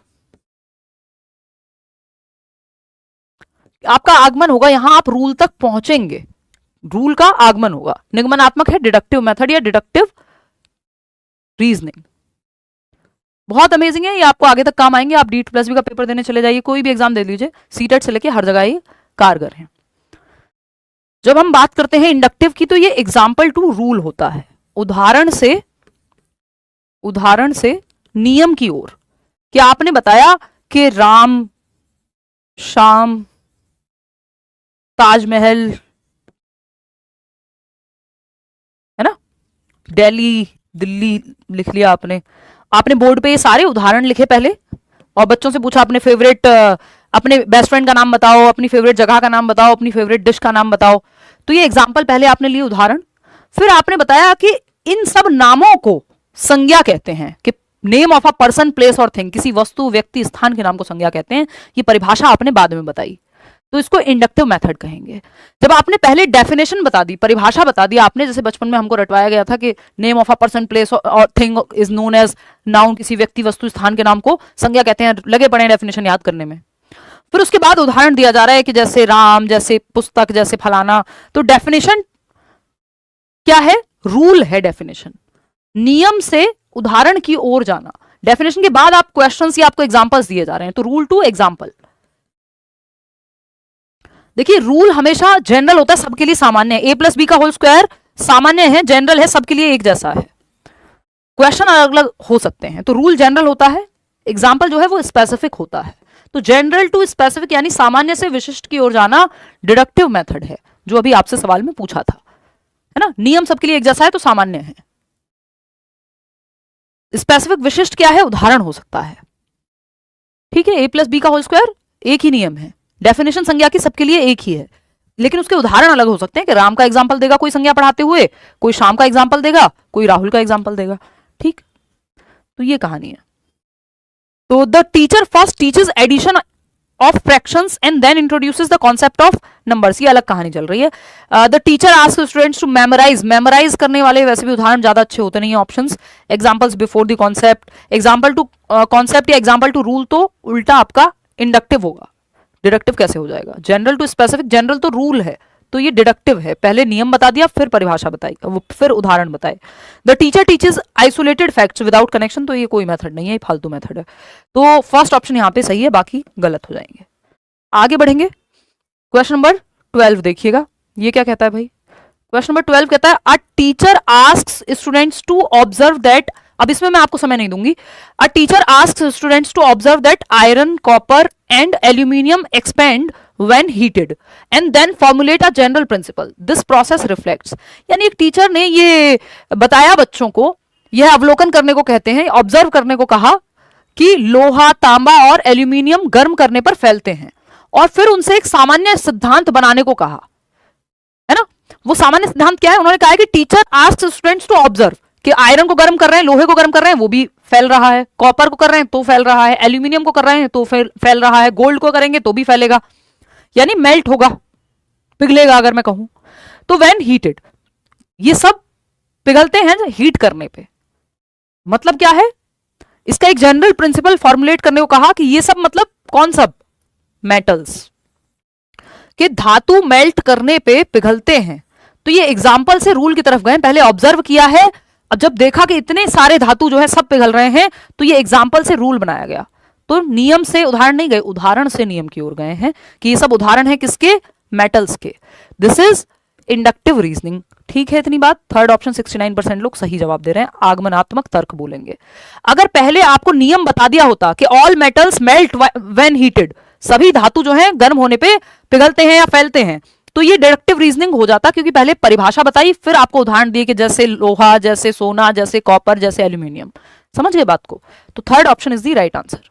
आगे बढ़ेंगे। इंसाइट होता है अचानक से आया हुआ, ट्रायल एंड एरर में आप प्रयास करते हैं, गलतियां करते हैं, फिर सीखते हैं। क्वेश्चन नंबर 13 देखिएगा, teachers should explicitly discuss and challenge gender roles in the classroom using diverse literature. शिक्षकों को विविध साहित्य का उपयोग करके कक्षा में जेंडर भूमिकाओं पर स्पष्ट रूप से चर्चा करनी चाहिए और उन्हें चुनौती देनी चाहिए। यानी टीचर्स को एकदम खुले रूप से विविध साहित्य का उपयोग करके, लिटरेचर से उदाहरण ला करके, कॉन्टेक्स्ट बता करके, टेक्स्ट बता करके जेंडर भूमिकाओं पर स्पष्ट रूप से चर्चा करनी चाहिए और उन्हें चुनौती देनी चाहिए। क्योंकि हमें पता है ये हमारे समाज की एक कुरीति है, प्रॉब्लम है बहुत बड़ी, कि हम जेंडर बायस्ड लोग हैं या जेंडर रोल्स में बंधे हुए लोग हैं, है ना। ये स्टीरियोटाइप करते हैं जेंडर के आधार पर लोगों को, जो कि सही नहीं है, होना नहीं चाहिए। एग्जिस्ट करता है तो इसको ठीक कौन करेगा? टीचर वो व्यक्ति है जो प्रोग्रेसिव है।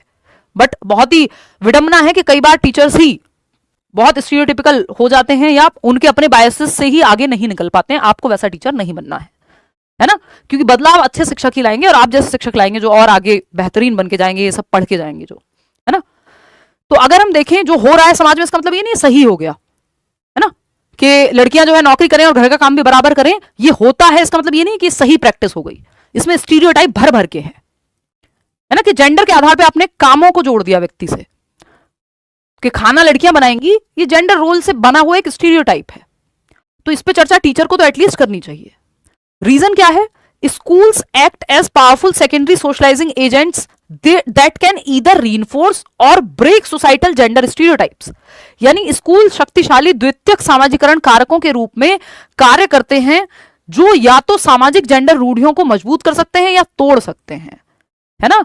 कि आप सोशलाइजिंग एजेंट हैं। सोशलाइजेशन क्या है? समाज में कैसे रहते हैं, क्या तौर तरीके होते हैं, सामाजिकरण की प्रक्रिया है कि हम लोगों से मिलते जुलते कैसे हैं। मनुष्य एक सामाजिक प्राणी है, सोशल बीइंग है। आप दोस्त बनाते हैं, आप दुनिया में जाते हैं, एक दूसरे के कोऑपरेशन से दुनिया चलती है, कोई भी अकेले तो नहीं चला सकता। तो अगर हम देखें यहाँ पे, तो स्कूल जो है एक इंपॉर्टेंट सोशलाइजिंग एजेंट है, बेशक सेकेंडरी है, फैमिली प्राइमरी है। तो ये प्रभावित करेगा कि घर में कैसा वो देख रहा है बच्चा, और घर में जो देख रहा है हो सकता है वो जेंडर बायस हो और ना भी हो, दोनों चीजें हो सकती हैं। लेकिन स्कूल को ठीक करनी है ये चीज, स्कूल का इंपैक्ट है। अगर आपके टीचर्स ये कहेंगे कि नहीं तुम लड़कियों मैथ्स पढ़ के क्या करोगी, तो इसका मतलब वो जेंडर बायस को और प्रभावित कर रहे हैं। तो सोशलाइजेशन प्रभावित करता है जेंडर के कॉन्सेप्ट को, कि जिस समाज में आप बड़े हुए हैं वहां जेंडर को, महिलाओं को और पुरुषों को कैसे देखा गया। अगर आप एक ऐसे घर में पैदा हुए हैं जहां, जैसे मुझे बचपन से कभी ये दिमाग में आया ही नहीं एक बार को भी, सिंगल टाइम भी, या ये था ही नहीं कॉन्सेप्ट कि कुछ मत करो शादी कर लेना, या फिर नौकरी लगना ऑप्शनल है तुम्हारे लिए। नौकरी तो करनी ही होती है, क्योंकि मेरी मदर वर्किंग थी और वो उदाहरण रही है अपने गांव में बाकी महिलाओं के लिए, है ना। तो वो सोशलाइजेशन का प्रोसेस है कि जिस माहौल में, जिस परिवार में आप बड़े हो रहे हैं, फिर स्कूल में जिस तरह की शिक्षा आपको दी जा रही है, तो ये दोनों जरूरी है। और स्कूल का काम तो परिवार के भी बायसेस को तोड़ना है। तो ये बात एकदम सही हो गई।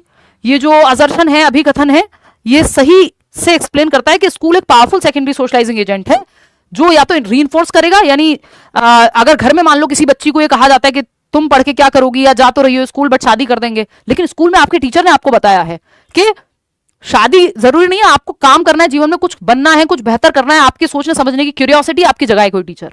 तो वो सोसाइटी में जो चल रहे सामाजिकरण के जो ये स्टीरियोटाइप हैं, जेंडर से रिलेटेड रूढ़िवादियां हैं, इनको उसने ब्रेक कर दिया। बेहतर तो ये कि परिवार में ही ब्रेक हो, लेकिन स्कूल भी बहुत महत्वपूर्ण एजेंट है परिवार के साथ साथ। तो ये जरूरी हो जाता है कि जेंडर बायस की प्रैक्टिसेस को तोड़ा जाए, क्योंकि इसमें कोई साइंटिफिक एविडेंस नहीं है, बस समाज में चल रही हैं चीजें, है ना। एक समय पे सती प्रथा भी चल रही थी। तो आपने अगर वो मूवी ना देखी हो तो देखिएगा, अभी कुछ दिन पहले आई थी, मेरी मेमोरी को अभी क्या हो गया, अभी तक थकान मेरी उतरी नहीं है। दिस फूले तो अच्छी है, टीचर्स के लिए देखनी चाहिए। तो A is true but R is false, नहीं भाई दोनों सही हैं और दोनों एक दूसरे का रीजन भी सही से बताते हैं। Fourth option is the right. Third क्यों दे रहे हो आप लोग जवाब? Teacher should explicitly discuss and challenge gender roles in the classroom using diverse literature, बात तो सही है। अलग अलग लिटरेचर के माध्यम से जेंडर स्टीरियोटाइप को डिस्कस करना चाहिए, ब्रेक करना चाहिए। Schools act as powerful secondary socialising agents that can either reinforce or break societal gender stereotype, बिल्कुल सही तो रीजन है ये। आप ये मत सोचो कि सामाजिकरण के बारे में बात हो रही है और ये जेंडर के बारे में बात हो रही है, दोनों जुड़े हुए हैं। और यहां पे लिखा भी है उन्होंने कि सामाजिकरण का एक वाहक है स्कूल महत्वपूर्ण, और या तो स्कूल रीइंफोर्स करेगा जेंडर बायस को या फिर तोड़ देगा जेंडर स्टीरियोटाइप को। तो ये एकदम सही से एक्सप्लेन कर रहा है, हिंदी में उल्टा है। अच्छा देख लेते हैं। तो स्कूल शक्तिशाली द्वितीयक सामाजिकरण कारकों के रूप में कार्य करते हैं जो या तो सामाजिक जेंडर रूढ़ियों को मजबूत कर सकते हैं या तोड़ सकते हैं, सही तो है। अच्छा नीचे नहीं लिखा है, ओके ओके, इनको बोलना है ना, ये मेरे से भी मिस हो गया। हिंदी में इसको थर्ड लगा लेना, क्योंकि या फिर एक काम करो यहां से इस नहीं को हटा दो, है ना, ये गलत टाइप हुआ है। तो थर्ड और फोर्थ में से जो भी आंसर आपने हिंदी में लगाया दोनों सही हो जाएंगे। ठीक है, आप लोग सही दे रहे थे, मैं घबरा गई थी, है ना, कि आप इतने आसान सवाल को कैसे गलत कर सकते हैं। मैं इतनी देर से मैं बोल रही थी, मेरे आंसू आ जाते अगर आप ऐसे करते तो। कोई बात नहीं, हमारी ही मिस्टेक थी टाइपिंग। क्वेश्चन नंबर 14 देखिएगा, what is the primary purpose of conducting a formative assessment in a progressive classroom? एक प्रगतिशील शिक्षा वाली कक्षा है जहां जॉन डुई के प्रिंसिपल्स को बच्चे एक्टिव हैं, रचनात्मक मूल्यांकन की बात हो रही है, यानी एक्टिविटी करके, सिर्फ टेस्ट रटने वाला नहीं, फॉर्मेटिव आकलन जिसकी बात नेशनल एजुकेशन पॉलिसी भी करती है। ठीक है, बात इतनी बात क्लियर है या कोई दिक्कत है? What is the primary purpose, क्या पर्पस है? बच्चों को एक्टिव रखा जाए, to assign final grade, final grade formative assessment में नहीं समेटिव में आते हैं, to identify students learning gaps, yes, और उनको एडजस्ट करके टीचिंग स्ट्रेटजीज में बदलाव लाना, असेसमेंट फॉर लर्निंग जिसमें आता है, सेग्रीगेट करना, बच्चे को अलग थलग करना, ठप्पा लगाना, मेमोराइज करना, रटवाना, है ना, सिर्फ स्टैंडर्डाइज टेस्ट लेना, सब फालतू बातें हैं, आपको पता है। सेकंड ऑप्शन सही है, 90% लोग एकदम सही जवाब दे रहे हैं। जिसमें आप लोग ज्यादातर लोग सही जवाब देंगे उसको कम एक्सप्लेन करेंगे, जिसमें आप लोग ज्यादा गड़बड़ करेंगे उसको ज्यादा एक्सप्लेन करेंगे। ठीक है, क्वेश्चन नंबर 15 देखिएगा, which of the following is a correctly matched pair regarding learning disabilities? LDs, जिसको दिया था सैमुअल किर्क ने 1960s में, सैमुअल किर्क नाम के व्यक्ति ने ये टर्म यूज किया था, जिसको लर्निंग डिसेबिलिटी अधिगम अक्षमता कहते हैं, जिसमें आप डिसलेक्सिया, डिस्ग्रेफिया, डिस्मॉर्फिया, डिसलेक्सिया पढ़ते हैं, ऑफ कोर्स डिस्कैल्कुलिया पढ़ते हैं, है ना। तो लिखने पढ़ने से संबंधित जो आपके अक्षमताएं हैं वो इसमें आती हैं। 90% लोग सही जवाब दे रहे हैं। सेकंड देख लेते हैं सही है भी कि नहीं। Dysgraphia struggles with fine motor skills affecting hand writing. Dysgraphia वाले बच्चे को की आप राइटिंग पढ़ नहीं पाएंगे, इलेजिबल होता है, यानी अपढ़ने योग्य, लेजिबल नहीं होता, है ना। और इसका मतलब क्या है? देखिए ये टर्म्स जो मैं यूज करती हूँ बीच में ये मत सोचिएगा फैंसी टर्म है, मैडम की तो अंग्रेजी मीडियम वाली हो गई है मैडम और ऐसे ही पढ़ाती हैं इसलिए फैंसी टर्म यूज कर रही हैं। पेपर में आते हैं ये टर्म्स तभी मैं यूज कर रही हूँ, है ना। और पेडागोजी में इंग्लिश टर्म्स ज्यादा महत्वपूर्ण हैं हिंदी वालों से, क्योंकि मोस्टली चीजें ट्रांसलेटेड हैं, मुख्य रूप से काम इंग्लिश में हुआ है इन पे। तो dyslexia severe impairment in physical balance and coordination, शारीरिक संतुलन और समन्वयन में गंभीर हानि। ये जो शारीरिक संतुलन है वो इसमें आता है आपका प्रेक्सिया में, डिस्प्रेक्सिया में ना, ये डिसलेक्सिया में तो पढ़ने रीडिंग से संबंधित है, तो ये तो गलत हो गया। ऑटिज्म में uncontrollable hyper activity, hyper active physical movement, वो एडीएचडी में होते हैं, attention deficit hyper activity. Autism में नहीं होगा, इसमें सोशली मिलने जुलने में बहुत ज्यादा रूटीन में चेंज आने में दिक्कत होता है बच्चे को। डिस्कैल्कुलिया है डिफिकल्टी इन ऑडिटरी प्रोसेसिंग, ये ऑडिटरी एक प्रॉब्लम है। डिस्कैल्कुलिया तो मैथमेटिक्स से संबंधित प्रॉब्लम्स, उसको कैलकुलेशन वगैरह में दिक्कत आती है ना। तो सेकेंड ऑप्शन ही सही है, बाकी सब गलत है। Question number 16, What is the defining characteristic of a norm referenced assessment? हमने शायद लास्ट सेशन में, क्योंकि ये सीरीज पूरी देखिएगा, कई चीजें मैंने दूसरे सेशंस में डिस्कस की हुई होंगी, ये पूरी सीरीज है फुल मार्क्स की, कि अगर आप ये सीरीज फॉलो करते हैं पेपर तक या जब तक भी हम चलाते हैं इसको, तो आप 30 आउट ऑफ 30 स्कोर कर पाएंगे। कहने के लिए नहीं है, ये एक्चुअल में है, क्योंकि सारे कॉन्सेप्ट्स इसमें डिस्कस हो चुके होंगे मल्टीपल टाइम्स, अलग अलग तरीके से, अलग अलग क्वेश्चन में। तो अगर आपने पिछले 2 सेशन नहीं देखे, क्लास 3 है फुल मार्क्स सीरीज का सीडीपी के लिए, सीटेट के लिए, स्पेशली सितंबर के लिए, सिलेबस सेम रहा तो आगे भी काम आ जाएगा ऑफ कोर्स, जैसे पुराने सेशंस आज भी काम आते हैं। तो अब आपको यहाँ पे हमने लास्ट टू लास्ट क्लास में या लास्ट क्लास में उन दोनों सेशंस में से किसी एक में पढ़ा है कि स्टैंडर्डाइज टेस्ट होते हैं और टीचर मेड टेस्ट होते हैं। स्टैंडर्डाइज टेस्ट वो हैं जिनको मानकीकृत परीक्षण कहते हैं, यानी जो बड़ी पॉपुलेशन के लिए, जैसे आपका सीबीएसई का बोर्ड का एग्जाम, आपका सीटेट का पेपर, आपका केंद्रीय विद्यालय का पेपर, आपका यूपीएससी का पेपर, बड़ी पॉपुलेशन के लिए लाखों लोग एक साथ दे रहे हैं। इसमें कुछ गुण होते हैं वैलिडिटी के, ऑब्जेक्टिविटी के, रिलायबिलिटी के, तभी इनको स्टैंडर्डाइज्ड कहते हैं, मानकीकृत कहते हैं। दूसरे नॉन, और इसमें दो प्रकार होते हैं स्टैंडर्डाइज्ड टेस्ट के। एक तो क्राइटेरियन रेफरेंस, लास्ट क्लास में किया था कि जिसमें क्राइटेरिया है, जैसे सीटेट जो है वो क्राइटेरियन रेफरेंस्ड है, हिंदी में भी ऐसे ही याद रखिएगा प्लीज, है ना, क्राइटेरियन रेफरेंस्ड, यानी जिसमें क्राइटेरिया है कि इतने परसेंट ले आओ, 60% नंबर ले आओ, आपका सीटेट पास हो गया, इसमें कोई फर्स्ट और सेकंड आने की जरूरत नहीं है, आप पास हैं। टॉपर नहीं होता इसलिए सीटेट में कोई, बेशक अनुराग 143 नंबर लाए हों या सचिन 141 नंबर लेकर के आए हों, हमारे लर्नर्स हैं, या अनुष्का 140 लेकर के आई हों ऑनलाइन पेपर में भी, लेकिन उनको एक्चुअल में टॉपर नहीं कह सकते। आप लोग सर्च करते हैं तो लिख देते हैं कई बार, नहीं तो वो टॉपर कोई नहीं है, क्योंकि इसमें टॉपर कब बनेगा कोई भी व्यक्ति, जब वो किसी एक बाकी बच्चों के साथ उसको कंपैरिजन किया जा रहा हो, रैंक निर्धारित हो रही हो। D2+ में हो जाएगी रैंक निर्धारित, क्यों? क्योंकि वहां बाकियों के साथ कंपैरिजन है, वहां क्राइटेरिया से बात नहीं बनेगी। वहां क्राइटेरिया भी कई बार लगा देते हैं लेकिन नॉर्म के बिना नहीं चलेगा। वहीं आपका नॉर्म रेफरेंस टेस्ट जिसमें बाकी बच्चों के साथ कंपैरिजन होगा, कि फर्स्ट आप तब आओगे जब बाकियों से ऊपर आओगे, तब नौकरी मिलेगी। आप यूपीएससी में देख लीजिए या इवन केंद्रीय विद्यालय से लेकर जहां भी मेरिट बन रही है, वो नॉर्म रेफरेंस टेस्ट है, क्योंकि बाकियों से कंपैरिजन है। यहां पे एक क्राइटेरिया है जो फुलफिल होना है, ठीक है। कई बार पेपर जो है स्टैंडर्डाइज टेस्ट दोनों को यूज कर लेते हैं, क्राइटेरियन को भी और नॉर्म को भी। जैसे आपको पता है कि इतने परसेंट ले आओगे तो प्री क्लियर हो जाएगा, और अरे यार मैंने एक दोस्त को टाइम दिया हुआ था, चलो फटाफट से सॉल्व करेंगे फिर हम बात करेंगे।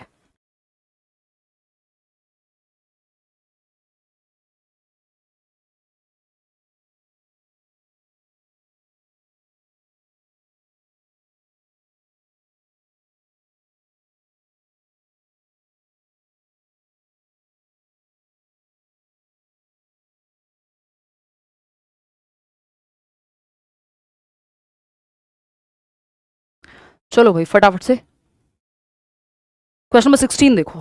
What is the defining characteristic of a norm reference test? It assesses qualitative growth over time, compares students scores strictly against the average performance of peers.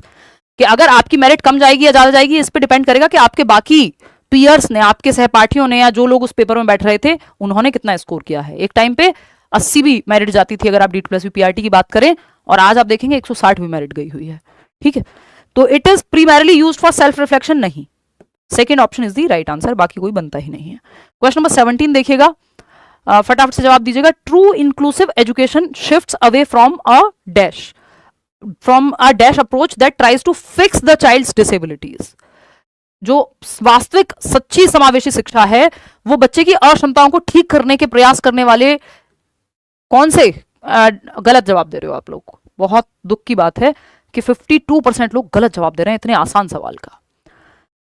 Rigid नहीं, डेफिसिट।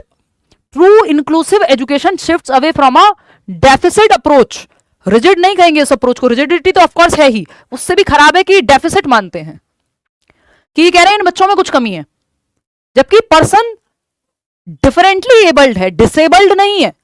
और हम यूज कर रहे हैं डेफिसिट फ्री लैंग्वेज को आजकल के, person with a disability, disabled person नहीं कह रहे हैं हम। क्यों? क्योंकि पर्सन डिसेबल्ड नहीं है, पर्सन 5 और चीजें कर सकता है, उसको डिसेबिलिटी है, वो डिसेबल्ड नहीं है। तो ये डेफिसिट फ्री लैंग्वेज आपको यूज करनी है कि कमी या न्यूनता आधारित अप्रोच की बजाय कि बच्चे को फिक्स करना है इसमें प्रॉब्लम है कुछ, उसकी बजाय कि वो 4 चीजें क्या कर सकता है उन पर ध्यान देना। तो ये रिजिडिटी तो डेफिसिट में बाय डिफॉल्ट ही इंक्लूडेड है, लेकिन इसका सही जवाब ये नहीं होगा, ये कठोर अप्रोच ही नहीं है, ये डेफिसिट मानती है। रिजिडिटी तो इसमें है ही, तो बेहतर ऑप्शन डेफिसिट है। अगर ये नहीं होता तब हम एक बार उसके साथ चले जाते कि रिजिड होगा। क्वेश्चन नंबर 18 देखिएगा। A teacher connects a new topic with students previous experiences before teaching. This step belongs to. एक शिक्षक है जो नए विषय को पढ़ाते हुए पूर्व अनुभव जो है बच्चों के, प्रीवियस नॉलेज टेस्टिंग बोलते हैं जिसको, पूर्व ज्ञान से जोड़ते हैं। यानी हमेशा आपको जो बच्चे को आता है उससे कनेक्ट करना है न्यू को। मैं आपको वो एग्जांपल देती हूं जो आपको पता है पहले से, आपने जीवन में अनुभव किए हैं, उनसे जोड़ा जाता है किसको, नए कॉन्सेप्ट को। तो ये पूर्व ज्ञान से नए ज्ञान को जोड़ना होता है। जब आप लेसन प्लानिंग करते हैं अपने टीचिंग ट्रेनिंग कोर्स में, डीएलएड में, बीएलएड में, बीएड में, तो आपको पता है कि प्रीवियस नॉलेज टेस्टिंग के लिए 3 सवाल बनाने होते हैं कम से कम। तो रीइंफोर्स करना है आपको, this step belongs to reinforcement. नहीं भाई, ये चेक करता है कि बच्चे सीखने के लिए कितने रेडी हैं, रेडीनेस एंड मोटिवेशन, तत्परता कितनी है, सीखने के लिए तैयार भी है कि नहीं है। अगर प्रीवियस नॉलेज आपको पता है, आप 5th क्लास को पढ़ा रहे हैं, आपने प्रीवियस नॉलेज के सवाल पूछे, बच्चे आप देख रहे हैं प्रीवियस नॉलेज तो अटकी पड़ी है 2nd क्लास पे, तो इसका मतलब बच्चा कितना तैयार है, कितना मोटिवेटेड है। ये दोनों बातें आपको पता चलती हैं कि पूर्व ज्ञान से तो तब जोड़ोगे जब आपको देखना है ना, नई बिल्डिंग नींव पे बनाओगे, तो नींव चेक करोगे, उससे पता चलेगा कि बच्चा जो आप सिखाना चाह रहे हैं वो सीखने के लिए तत्परता है या नहीं है, मोटिवेशन है या नहीं है ना। सिर्फ इवैल्यूएशन या मेमोराइजेशन के लिए नहीं होता। Second option is the right answer. आगे बढ़ेंगे, question number 19, you want to promote higher order critical thinking in your middle school science class, which of the following question should you not ask. एक question critical thinking पे आता ही है, चाहे science class लिखा हो, मैथ्स लिखा हो, हिंदी लिखा हो, कुछ भी लिखा हो, उससे फर्क नहीं पड़ता। क्रिटिकल थिंकिंग मतलब दिशाओं में सोचना बच्चे को। एक सवाल जो दिशाओं में सोचने की बात ना करता हो, नॉट लिखा है, देखिएगा ध्यान से पढ़ेगा नहीं तो गलती हो जाएगी। आप लोग कह रहे हैं 76% लोग second option. How would you design a better method to test this hypothesis. भाई इसमें क्रिटिकल थिंकिंग का प्रयोग है। सवाल ठीक से पढ़ लो, 90% काम या आधा 50% काम कम से कम सवाल पढ़ने से, सही पढ़ने से पेडागोजी में सॉल्व हो जाता है। नहीं पूछा, समालोचनात्मक चिंतन पे जोर नहीं देता कौन सा सवाल, तो जो रटवाने पे जोर देता है। जैसे डेफिनेशन पूछिए फोटोसिंथेसिस की, 42वें पेज पे जो लिखा हुआ है उसको याद कर लो। तो इसमें क्रिटिकल थिंकिंग नहीं है, ये तो रोट लर्निंग है, रटंत विद्या है ये तो। Why do you think the experiment produced this unexpected, इन सब में सोचना पड़ेगा। Why, how, what assumptions are we making about this data, इसमें भी सोचना पड़ेगा इवन। नहीं तो जनरली शॉर्ट तरीका होता है कि व्हाट वाले क्वेश्चंस जनरली क्रिटिकल थिंकिंग को प्रमोट नहीं करते, बट क्योंकि वो फ्रेम ऐसे किया है क्वेश्चन को कि हम इग्नोर नहीं कर सकते। तो परिभाषा पूछी हो किसी चीज की, है ना, 2 और 2 कितने होते हैं, 4 होते हैं, तो इसमें कोई क्रिटिकल थिंकिंग नहीं लग रही, इसमें आपकी मेमोरी यूज हो रही है, आपने जो याद किया आपकी रोट लर्निंग लग रही है, दिशाओं में सोचना नहीं है। तो थर्ड ऑप्शन। क्वेश्चन नंबर 20 देखिएगा। A child Mohan tries to be a good boy in class because yesterday his teacher said that one who behaves properly will be rewarded. तो एक बच्चा है जो गुड बॉय बनने की कोशिश कर रहा है क्लास में, क्योंकि उसके टीचर ने पिछले दिन कहा था कि जो भी अच्छे से गुड बॉय बनेगा, बिहेव करेगा क्लास में ठीक से, उसको रिवॉर्ड मिलेगा, उसको पुरस्कार देंगे हम। According to Piaget's theory of moral development at which stage is Mohan. ये सवाल जानबूझ करके डाला गया है कि पियाजे की थियरी पे ऐसा हुआ है 1-2 बार जब सीटेट में सवाल पूछ लिया गया है। क्योंकि पियाजे की थियरी कौन सी वाली, कॉग्निटिव डेवलपमेंट वाली नहीं, वो sensory motor pre operational concrete operational formal operational नहीं जो आप पढ़ते हैं, वो कॉग्निटिव डेवलपमेंट की है, संज्ञानात्मक विकास की। पियाजे प्रोडिजी थे, यानी बचपन से एकदम गिफ्टेड बच्चे थे, है ना। 12-15 साल की उम्र में उन्होंने थीसिस लिख दी थी। तो वो खतरनाक व्यक्ति हैं, खतरनाक एज इन ज्ञान के मामले में, है ना। फिलोसफर भी हैं, वो जेनेटिक एपिस्टेमोलॉजिस्ट भी हैं, वो चाइल्ड साइकोलॉजिस्ट भी हैं, तो वो बेहतरीन व्यक्ति हैं, उन्होंने बहुत सारे काम किए। तो मॉरल डेवलपमेंट पे भी उन्होंने काम किया है, फिलोसफी में भी उन्होंने काम किया है। उन्होंने ये जो आपका जेनेटिक एपिस्टेमोलॉजी है, ज्ञान मीमांसा जिसको बोलते हैं, जो जेनेटिक्स से जुड़ी हुई है, उस पर भी काम किया है, कॉग्निटिव डेवलपमेंट पे भी काम किया है। तो उनकी एक मॉरल डेवलपमेंट की थियरी भी है जो आप नहीं पढ़ते हैं जनरली, क्योंकि उतनी पॉपुलर नहीं है जितनी उनकी कॉग्निटिव डेवलपमेंट की थियरी है। तो ये पूरी कंप्लीट हो भी नहीं पाई थी, इसी पे बेस्ड फिर आपकी कोहलबर्ग वाली थियरी आपको देखने को मिलती है। तो जितने भी लोग इसमें, बस आपको 2 स्टेज याद रखनी है, क्योंकि इसको बाद में एक्सपेंड करके 4 में बना दिया गया। बस इसमें आपको 2 चीजें याद रखोगे तो कोई भी पियाजे की थियरी का, जो मॉरल डेवलपमेंट की थियरी का सवाल होगा, वो आपसे सॉल्व हो जाएगा। एक तो आप याद रखो हेट्रोनॉमी, अंग्रेजी में याद रखना प्लीज, और दूसरा आप याद रखो ऑटोनॉमी, जो आपकी थोड़े बड़े टीनेजर्स टाइप बच्चे में आएगी, है ना। हिट्रो जब प्रॉपर तर्क विकसित हो जाएगा 18+ टाइप, है ना, या जहां एटलीस्ट फॉर्मल ऑपरेशनल स्टेज में। हिट्रोनॉमी है अदर्स डिसाइड करेंगे सही और गलत क्या है, टीचर ने कहा है ये करना है इसलिए कर रहे हो। ऑटोनॉमी है सेल्फ, कि भाई आपको जो सही लगता है आप इंडिपेंडेंटली सोच पा रहे हो। बस इतना ध्यान रखना है, यही 2 स्टेज से पियाजे की कोई भी क्वेश्चन जो है इसका मॉरल डेवलपमेंट का सॉल्व हो जाएगा। बच्चा बिहेव किस लिए कर रहा है, क्योंकि टीचर ने कहा है, तो हिट्रोनॉमी है। अथॉरिटी स्टेज है, अथॉरिटी टीचर है यहाँ पे, प्रायत्ता है, स्वायत्ता नहीं है। अगर वो सेल्फ उसका रीजन होता तो सही हो जाता। प्री मॉरल स्टेज में ऑटोनॉमी आती भी नहीं है, हेट्रोनॉमी में ही आती है। इतना आपको नहीं जाने की जरूरत, उसमें और फर्दर 2 स्टेजेस हैं, बट आपका काम हेट्रोनॉमी और ऑटोनॉमी से चल जाएगा। ऑटोनॉमी एडोलसेंस में होगी, लेकिन ये सवाल ऐसा चाह नहीं रहा, ठीक है। आगे बढ़ेंगे, तो ये आपको आइडिया होना चाहिए कि इस तरह के सवाल भी पूछ लिए जाते हैं, तो आपको पता हो। क्वेश्चन नंबर 21, कई लोगों को आज का सेट मुश्किल भी लग सकता है। A child suffering from dyspraxia will primarily face challenges in processing mathematical equations and symbols. एक बच्चा जिसको डिस्प्रेक्सिया है, डिस्प्रेक्सिया में मोटर स्किल्स में प्रॉब्लम आती है, टाई बांधने में, शर्ट के बटन लगाने में, शू लेसेस बांधने में, जूते के फीते बांधने में, पेन पकड़ने में भी कई बार दिक्कत आती है, जिसकी वजह से राइटिंग तक में दिक्कत आ सकती है ना। तो ये एक बात है। ये बात सही है। ये क्या कह रहे हैं, चाइल्ड सफरिंग फ्रॉम डिस्प्रेक्सिया, जिस बच्चे को डिस्प्रेक्सिया उसको मैथमेटिक्स में दिक्कत आएगी, वो डिस्कैलकुलिया में आती है, ये गलत है। Dyspraxia is a neuro developmental disorder. हाँ, ये सब न्यूरो डेवलपमेंटल डिसऑर्डर हैं, चाहे वो डिस्प्रेक्सिया हो, डिस्कैलकुलिया हो, डिसलेक्सिया हो। Disorder exclusively link to logic and reasoning, नहीं नहीं नहीं, वो नहीं है। डिस्प्रेक्सिया मोटर स्किल्स का प्रॉब्लम है ना, मोटर स्किल्स का प्रॉब्लम है, जिसकी वजह से बाकी जगहों पे दिक्कत आ सकती है। तो ये न्यूरो डेवलपमेंटल में इसको इसलिए नहीं, इस तरह से नहीं देख सकते कि ये तर्क शक्ति वाला प्रॉब्लम है ना। वो है क्योंकि वायरिंग डिफरेंट है डिस्प्रेक्सिया वाले बच्चे की भी, लेकिन वो मोटर स्किल्स में प्रॉब्लम आएगी, कोऑर्डिनेशन में, बैलेंस क्रिएट करने में, पेन पकड़ने में, टाई लगाने में। तो ये दोनों ही बातें मुझे यहाँ फॉल्स नजर आ रही हैं। ठीक है, दोनों गलत हैं। बात सही है। चलिए 68% लोग सही जवाब दे भी रहे हैं। आगे बढ़ेंगे फटाफट से। क्वेश्चन नंबर 22 देखो, विच of the following is not an effective strategy for creating a progressive inclusive classroom. एक अच्छा तरीका नहीं है इंक्लूसिव क्लासरूम, यानी सबको समावेशित करे जो कक्षा, एजुकेशन फॉर ऑल, हर बच्चा सीख पाए, चाहे किसी को कोई भी डिसेबिलिटी हो। रिकॉग्नाइजिंग, तो उसके खिलाफ कौन सा ऑप्शन है, recognising and valuing the diverse, ये तो पॉजिटिव बात है, हमें नेगेटिव चाहिए क्योंकि नॉट लिखा हुआ है। स्टैंडर्डाइजिंग द करिकुलम, सबके लिए एक ही जैसा करिकुलम नहीं, डिफरेंशिएटेड इंस्ट्रक्शन होनी चाहिए, पाठ्यचर्या का मानकीकरण नहीं आपको करना है यहाँ पे, सबके लिए एक जैसा, आपको अलग अलग बच्चे के लिए अलग अलग मेथड अपनाने हैं, है ना। प्रोवाइडिंग डिफरेंशिएटेड इंस्ट्रक्शन, ये तो बेहतरीन बात है कि अलग अलग बच्चे की नीड के हिसाब से, ये बहुत ही बड़ा पॉजिटिव टर्म है सीटेट के लिए। एनकरेजिंग कोलैबोरेशन, ये भी अच्छी बात है, बच्चे साथ में मिलकर के सीख रहे हैं। अलग थलग कहाँ हो रहा है बच्चा, सेकंड ऑप्शन में, जो कि सही है और गलत भी है, इसीलिए सही है क्योंकि पूछा ही गलत था, तो जो गलत है वही सही है क्योंकि पूछा ही गलत था। क्वेश्चन नंबर 23 देखिएगा, ये क्या कहता है, during which stage of development does the maximum physical growth and development occur. ये आप लोग बड़े कंफ्यूज रहते हैं इस सवाल में, ये मैंने बैच में भी बताया था बहुत क्लियरली, अभी भी डिस्कस कर लेंगे, फटाक से जवाब दो।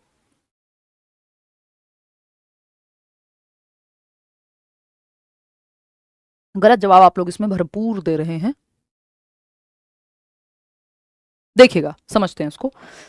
अगर हम बात करें तो during which stage of development, विकास की किस अवस्था में सर्वाधिक वृद्धि एवं विकास होता है। देखिए, सर्वाधिक वृद्धि और विकास, फिजिकल ग्रोथ एंड डेवलपमेंट, मतलब फिजिकल ग्रोथ की बात चल रही है मुख्य रूप से, वो डेवलपमेंट के अंदर अपने आप आ जाएगा क्योंकि ग्रोथ डेवलपमेंट में ही आती है। तो सबसे ज्यादा तेजी से जो वृद्धि और विकास होगा वो या तो इन्फेंसी में होगा या एडोलेसेंस में होगा। ध्यान रखिएगा इस बात को, जो आप गलत जवाब देने में लगे हुए हैं, है ना। तो एडोलेसेंस हाँ, लेकिन अडल्टहुड नहीं, मिडिल चाइल्डहुड जी नहीं, या तो इन्फेंसी या फिर एडोलेसेंस, तो गलत हो गया। Letter childhood and early childhood, फिर इन्फेंसी कैसे नहीं होगा, जब इन्फेंसी दिया हुआ है ऑप्शन में तो हम इन पे क्यों जाएंगे ऑप्शंस में। इन्फेंसी एंड अर्ली चाइल्डहुड, क्योंकि एडोलेसेंस तो ठीक था लेकिन पहले वाला ऑप्शन सही नहीं था, हमें दोनों ऑप्शन सही चाहिए।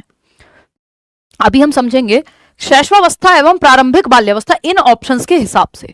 अगर आप इन जनरल देखेंगे तो जन्म के बाद सबसे तेज जो वृद्धि हो रही है, शारीरिक वृद्धि, हाइट, वेट, शेप, साइज का बढ़ना, वो जन्म से इन्फेंसी, जन्म से 2 वर्ष के बीच में है। उसके बाद जो सबसे तेज है वो एडोलेसेंस में है, किशोरावस्था में 12 से 18 में है। अगर आप बीच में देखेंगे तो सबसे ज्यादा तेज इन्फेंसी, इन्फेंसी से थोड़ा कम हो जाएगा अर्ली चाइल्डहुड में, लेकिन है फास्ट अभी भी। तो अर्ली चाइल्डहुड को इसलिए यहां पे गलत नहीं मान सकते क्योंकि अर्ली चाइल्डहुड भी फास्ट ही है। इट्स लाइक इन्फेंसी में अगर 3x है तो अर्ली चाइल्डहुड में 2x हो जाएगा, है ना, लेकिन फास्ट ही है ये भी। लेटर चाइल्डहुड में तो धीमी हो जाती है बल्कि, क्योंकि बच्चे की मोटर डेवलपमेंट तो बेहतर हो रहा होता है, उछलना कूदना, हड्डियों में जान आ रही है, लेकिन हाइट आपको बहुत तेजी से बढ़ती नहीं आएगी 6 से 12 वर्ष के बच्चे की। 12 से 18 में आप देखते हो अचानक से फिर से तेज बढ़ने लगता है। तो एडोलेसेंस इसमें भी फास्ट है, ठीक है। तो दोनों साथ नहीं आ रहे थे, infancy and early childhood comparatively तेज ही है दोनों में, क्योंकि इन्फेंसी और एडोलेसेंस साथ में नहीं दिए हुए हैं, समझ रहे हो।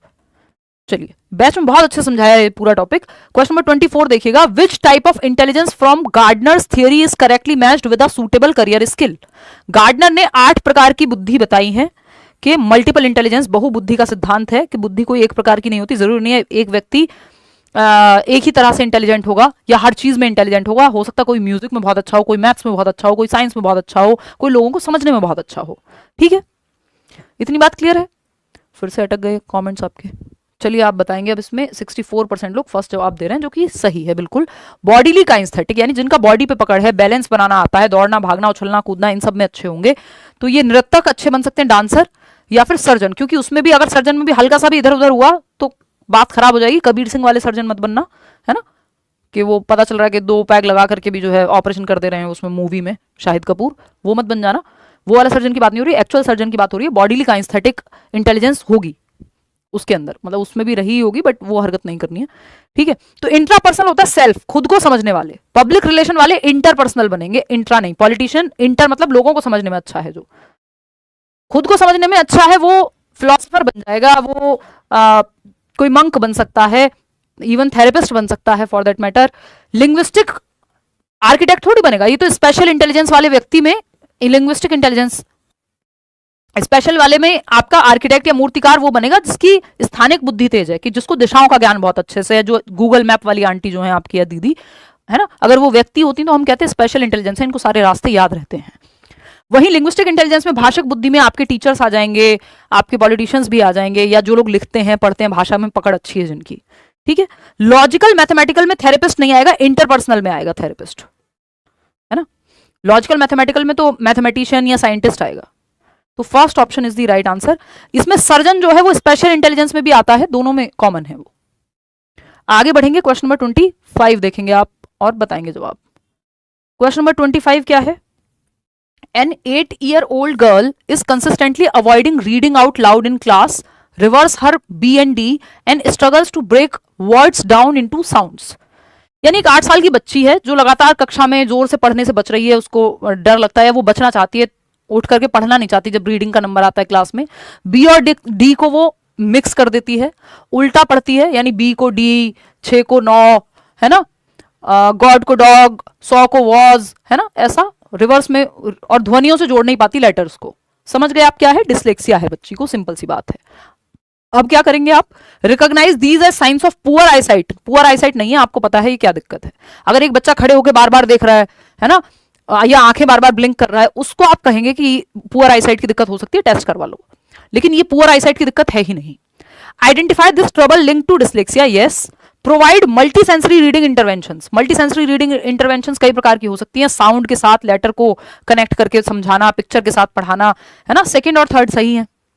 Third, grade her strictly to force her try harder, कि भाई उसको बहुत स्ट्रिक्ट नंबर देंगे और कहेंगे मेहनत करो। भाई उसको दिक्कत है, आपको वो समझ के उन मेथड्स का प्रयोग करना है जिससे वो सीख पाए, डिसलेक्सिक बच्चा भी। तो सेकंड और थर्ड सही है, बाकी कोई और यहाँ सही है ही नहीं। तो second option is the right answer. Question number 26 देखिएगा। इन डेवलपमेंटल साइकोलॉजी यानी विकासात्मक मनोविज्ञान में, ये जो पूरा चाइल्ड डेवलपमेंट पढ़ते हैं ये विकासात्मक मनोविज्ञान के अंतर्गत ही आता है। The dash principal states that growth occurs from the centre of the body. समझ जाओ आप, सेंटर से बॉडी के, सेंटर से पेरिफेरी यानी केंद्र से बाहर की ओर जाना, प्रॉक्सिमोडिस्टल। वहीं हेड टू टो, सर से पैर की ओर विकास की दिशा का जाना, सेफेलोकॉर्डल। हेड मतलब ही होता है सेफेल, खोपड़ी, तो सेफेलोकॉर्डल हेड टू टो, सर से के पहले बच्चा अपना सर संभालना सीखेगा, फिर गर्दन, फिर ये वाला पार्ट, फिर खड़े होना सीखेगा, तो सर से पैर की ओर विकास जा रहा है। दूसरी तरफ क्या है कि बच्चे का पहले अपने शोल्डर्स पे कंट्रोल आता है, फिर आर्म्स पे आता है, फिर हैंड्स पे आएगा कंट्रोल। ये सेंटर से बाहर की ओर है, केंद्र से बाहर की ओर। तो ये प्रॉक्सिमोडिस्टल और सेफेलोकॉर्डल ऐसे वर्क करेगा। सेकंड ऑप्शन 84% लोग, ये तो आसान है। ये मोटर डेवलपमेंट के अंदर आता है, मोटर डेवलपमेंट, और दूसरा इस प्रिंसिपल्स ऑफ डेवलपमेंट में भी आता है। Principles of gross motor skills और फाइन मोटर स्किल्स में हेल्पफुल है। क्वेश्चन नंबर 27 देखिएगा। Riya observes 2 equal balls of clay. Riya एक बच्ची है जिसने 2 समान गेंदें देखी मिट्टी की। The teacher reshapes 1 ball into a long roll. Teacher ने एक क्ले की बॉल है, उसको एक को तो लॉन्ग रोल में कन्वर्ट कर दिया, दूसरी को ऐसे नॉर्मल बॉल बना दिया, जैसे आप एक आटे की बॉल समझ लीजिए।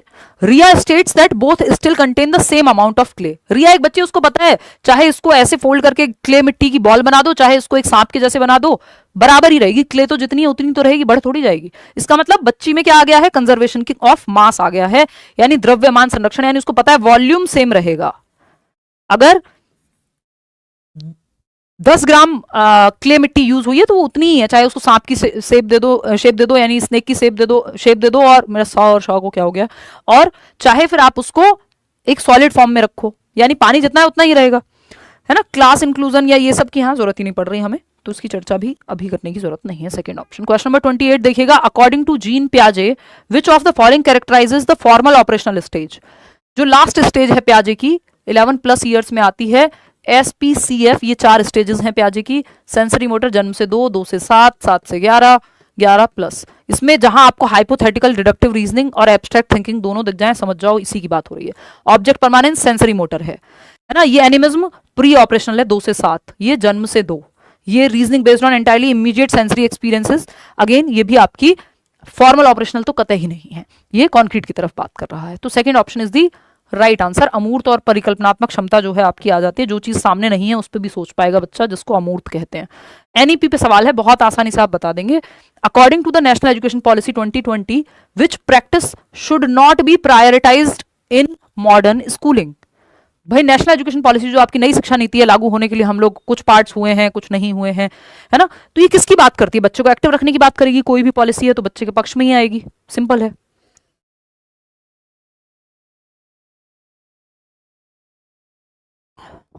देखिएगा 83% लोग सेकंड ऑप्शन कह रहे हैं। नॉट, ये तो आप बहुत आसानी से समझ जाएंगे कि नहीं लिखा हुआ है तो समझ जाओ जहां बच्चा एक्टिव नहीं है, जहां भले भले की बात नहीं हो रही बच्चे के। तो holistic 360 degree multi dimension report card, yes, जिसमें बच्चे का self assessment, teacher assessment, peer यानी उसके दोस्त भी उसका आकलन करें, तो ये 360 डिग्री आकलन है ये।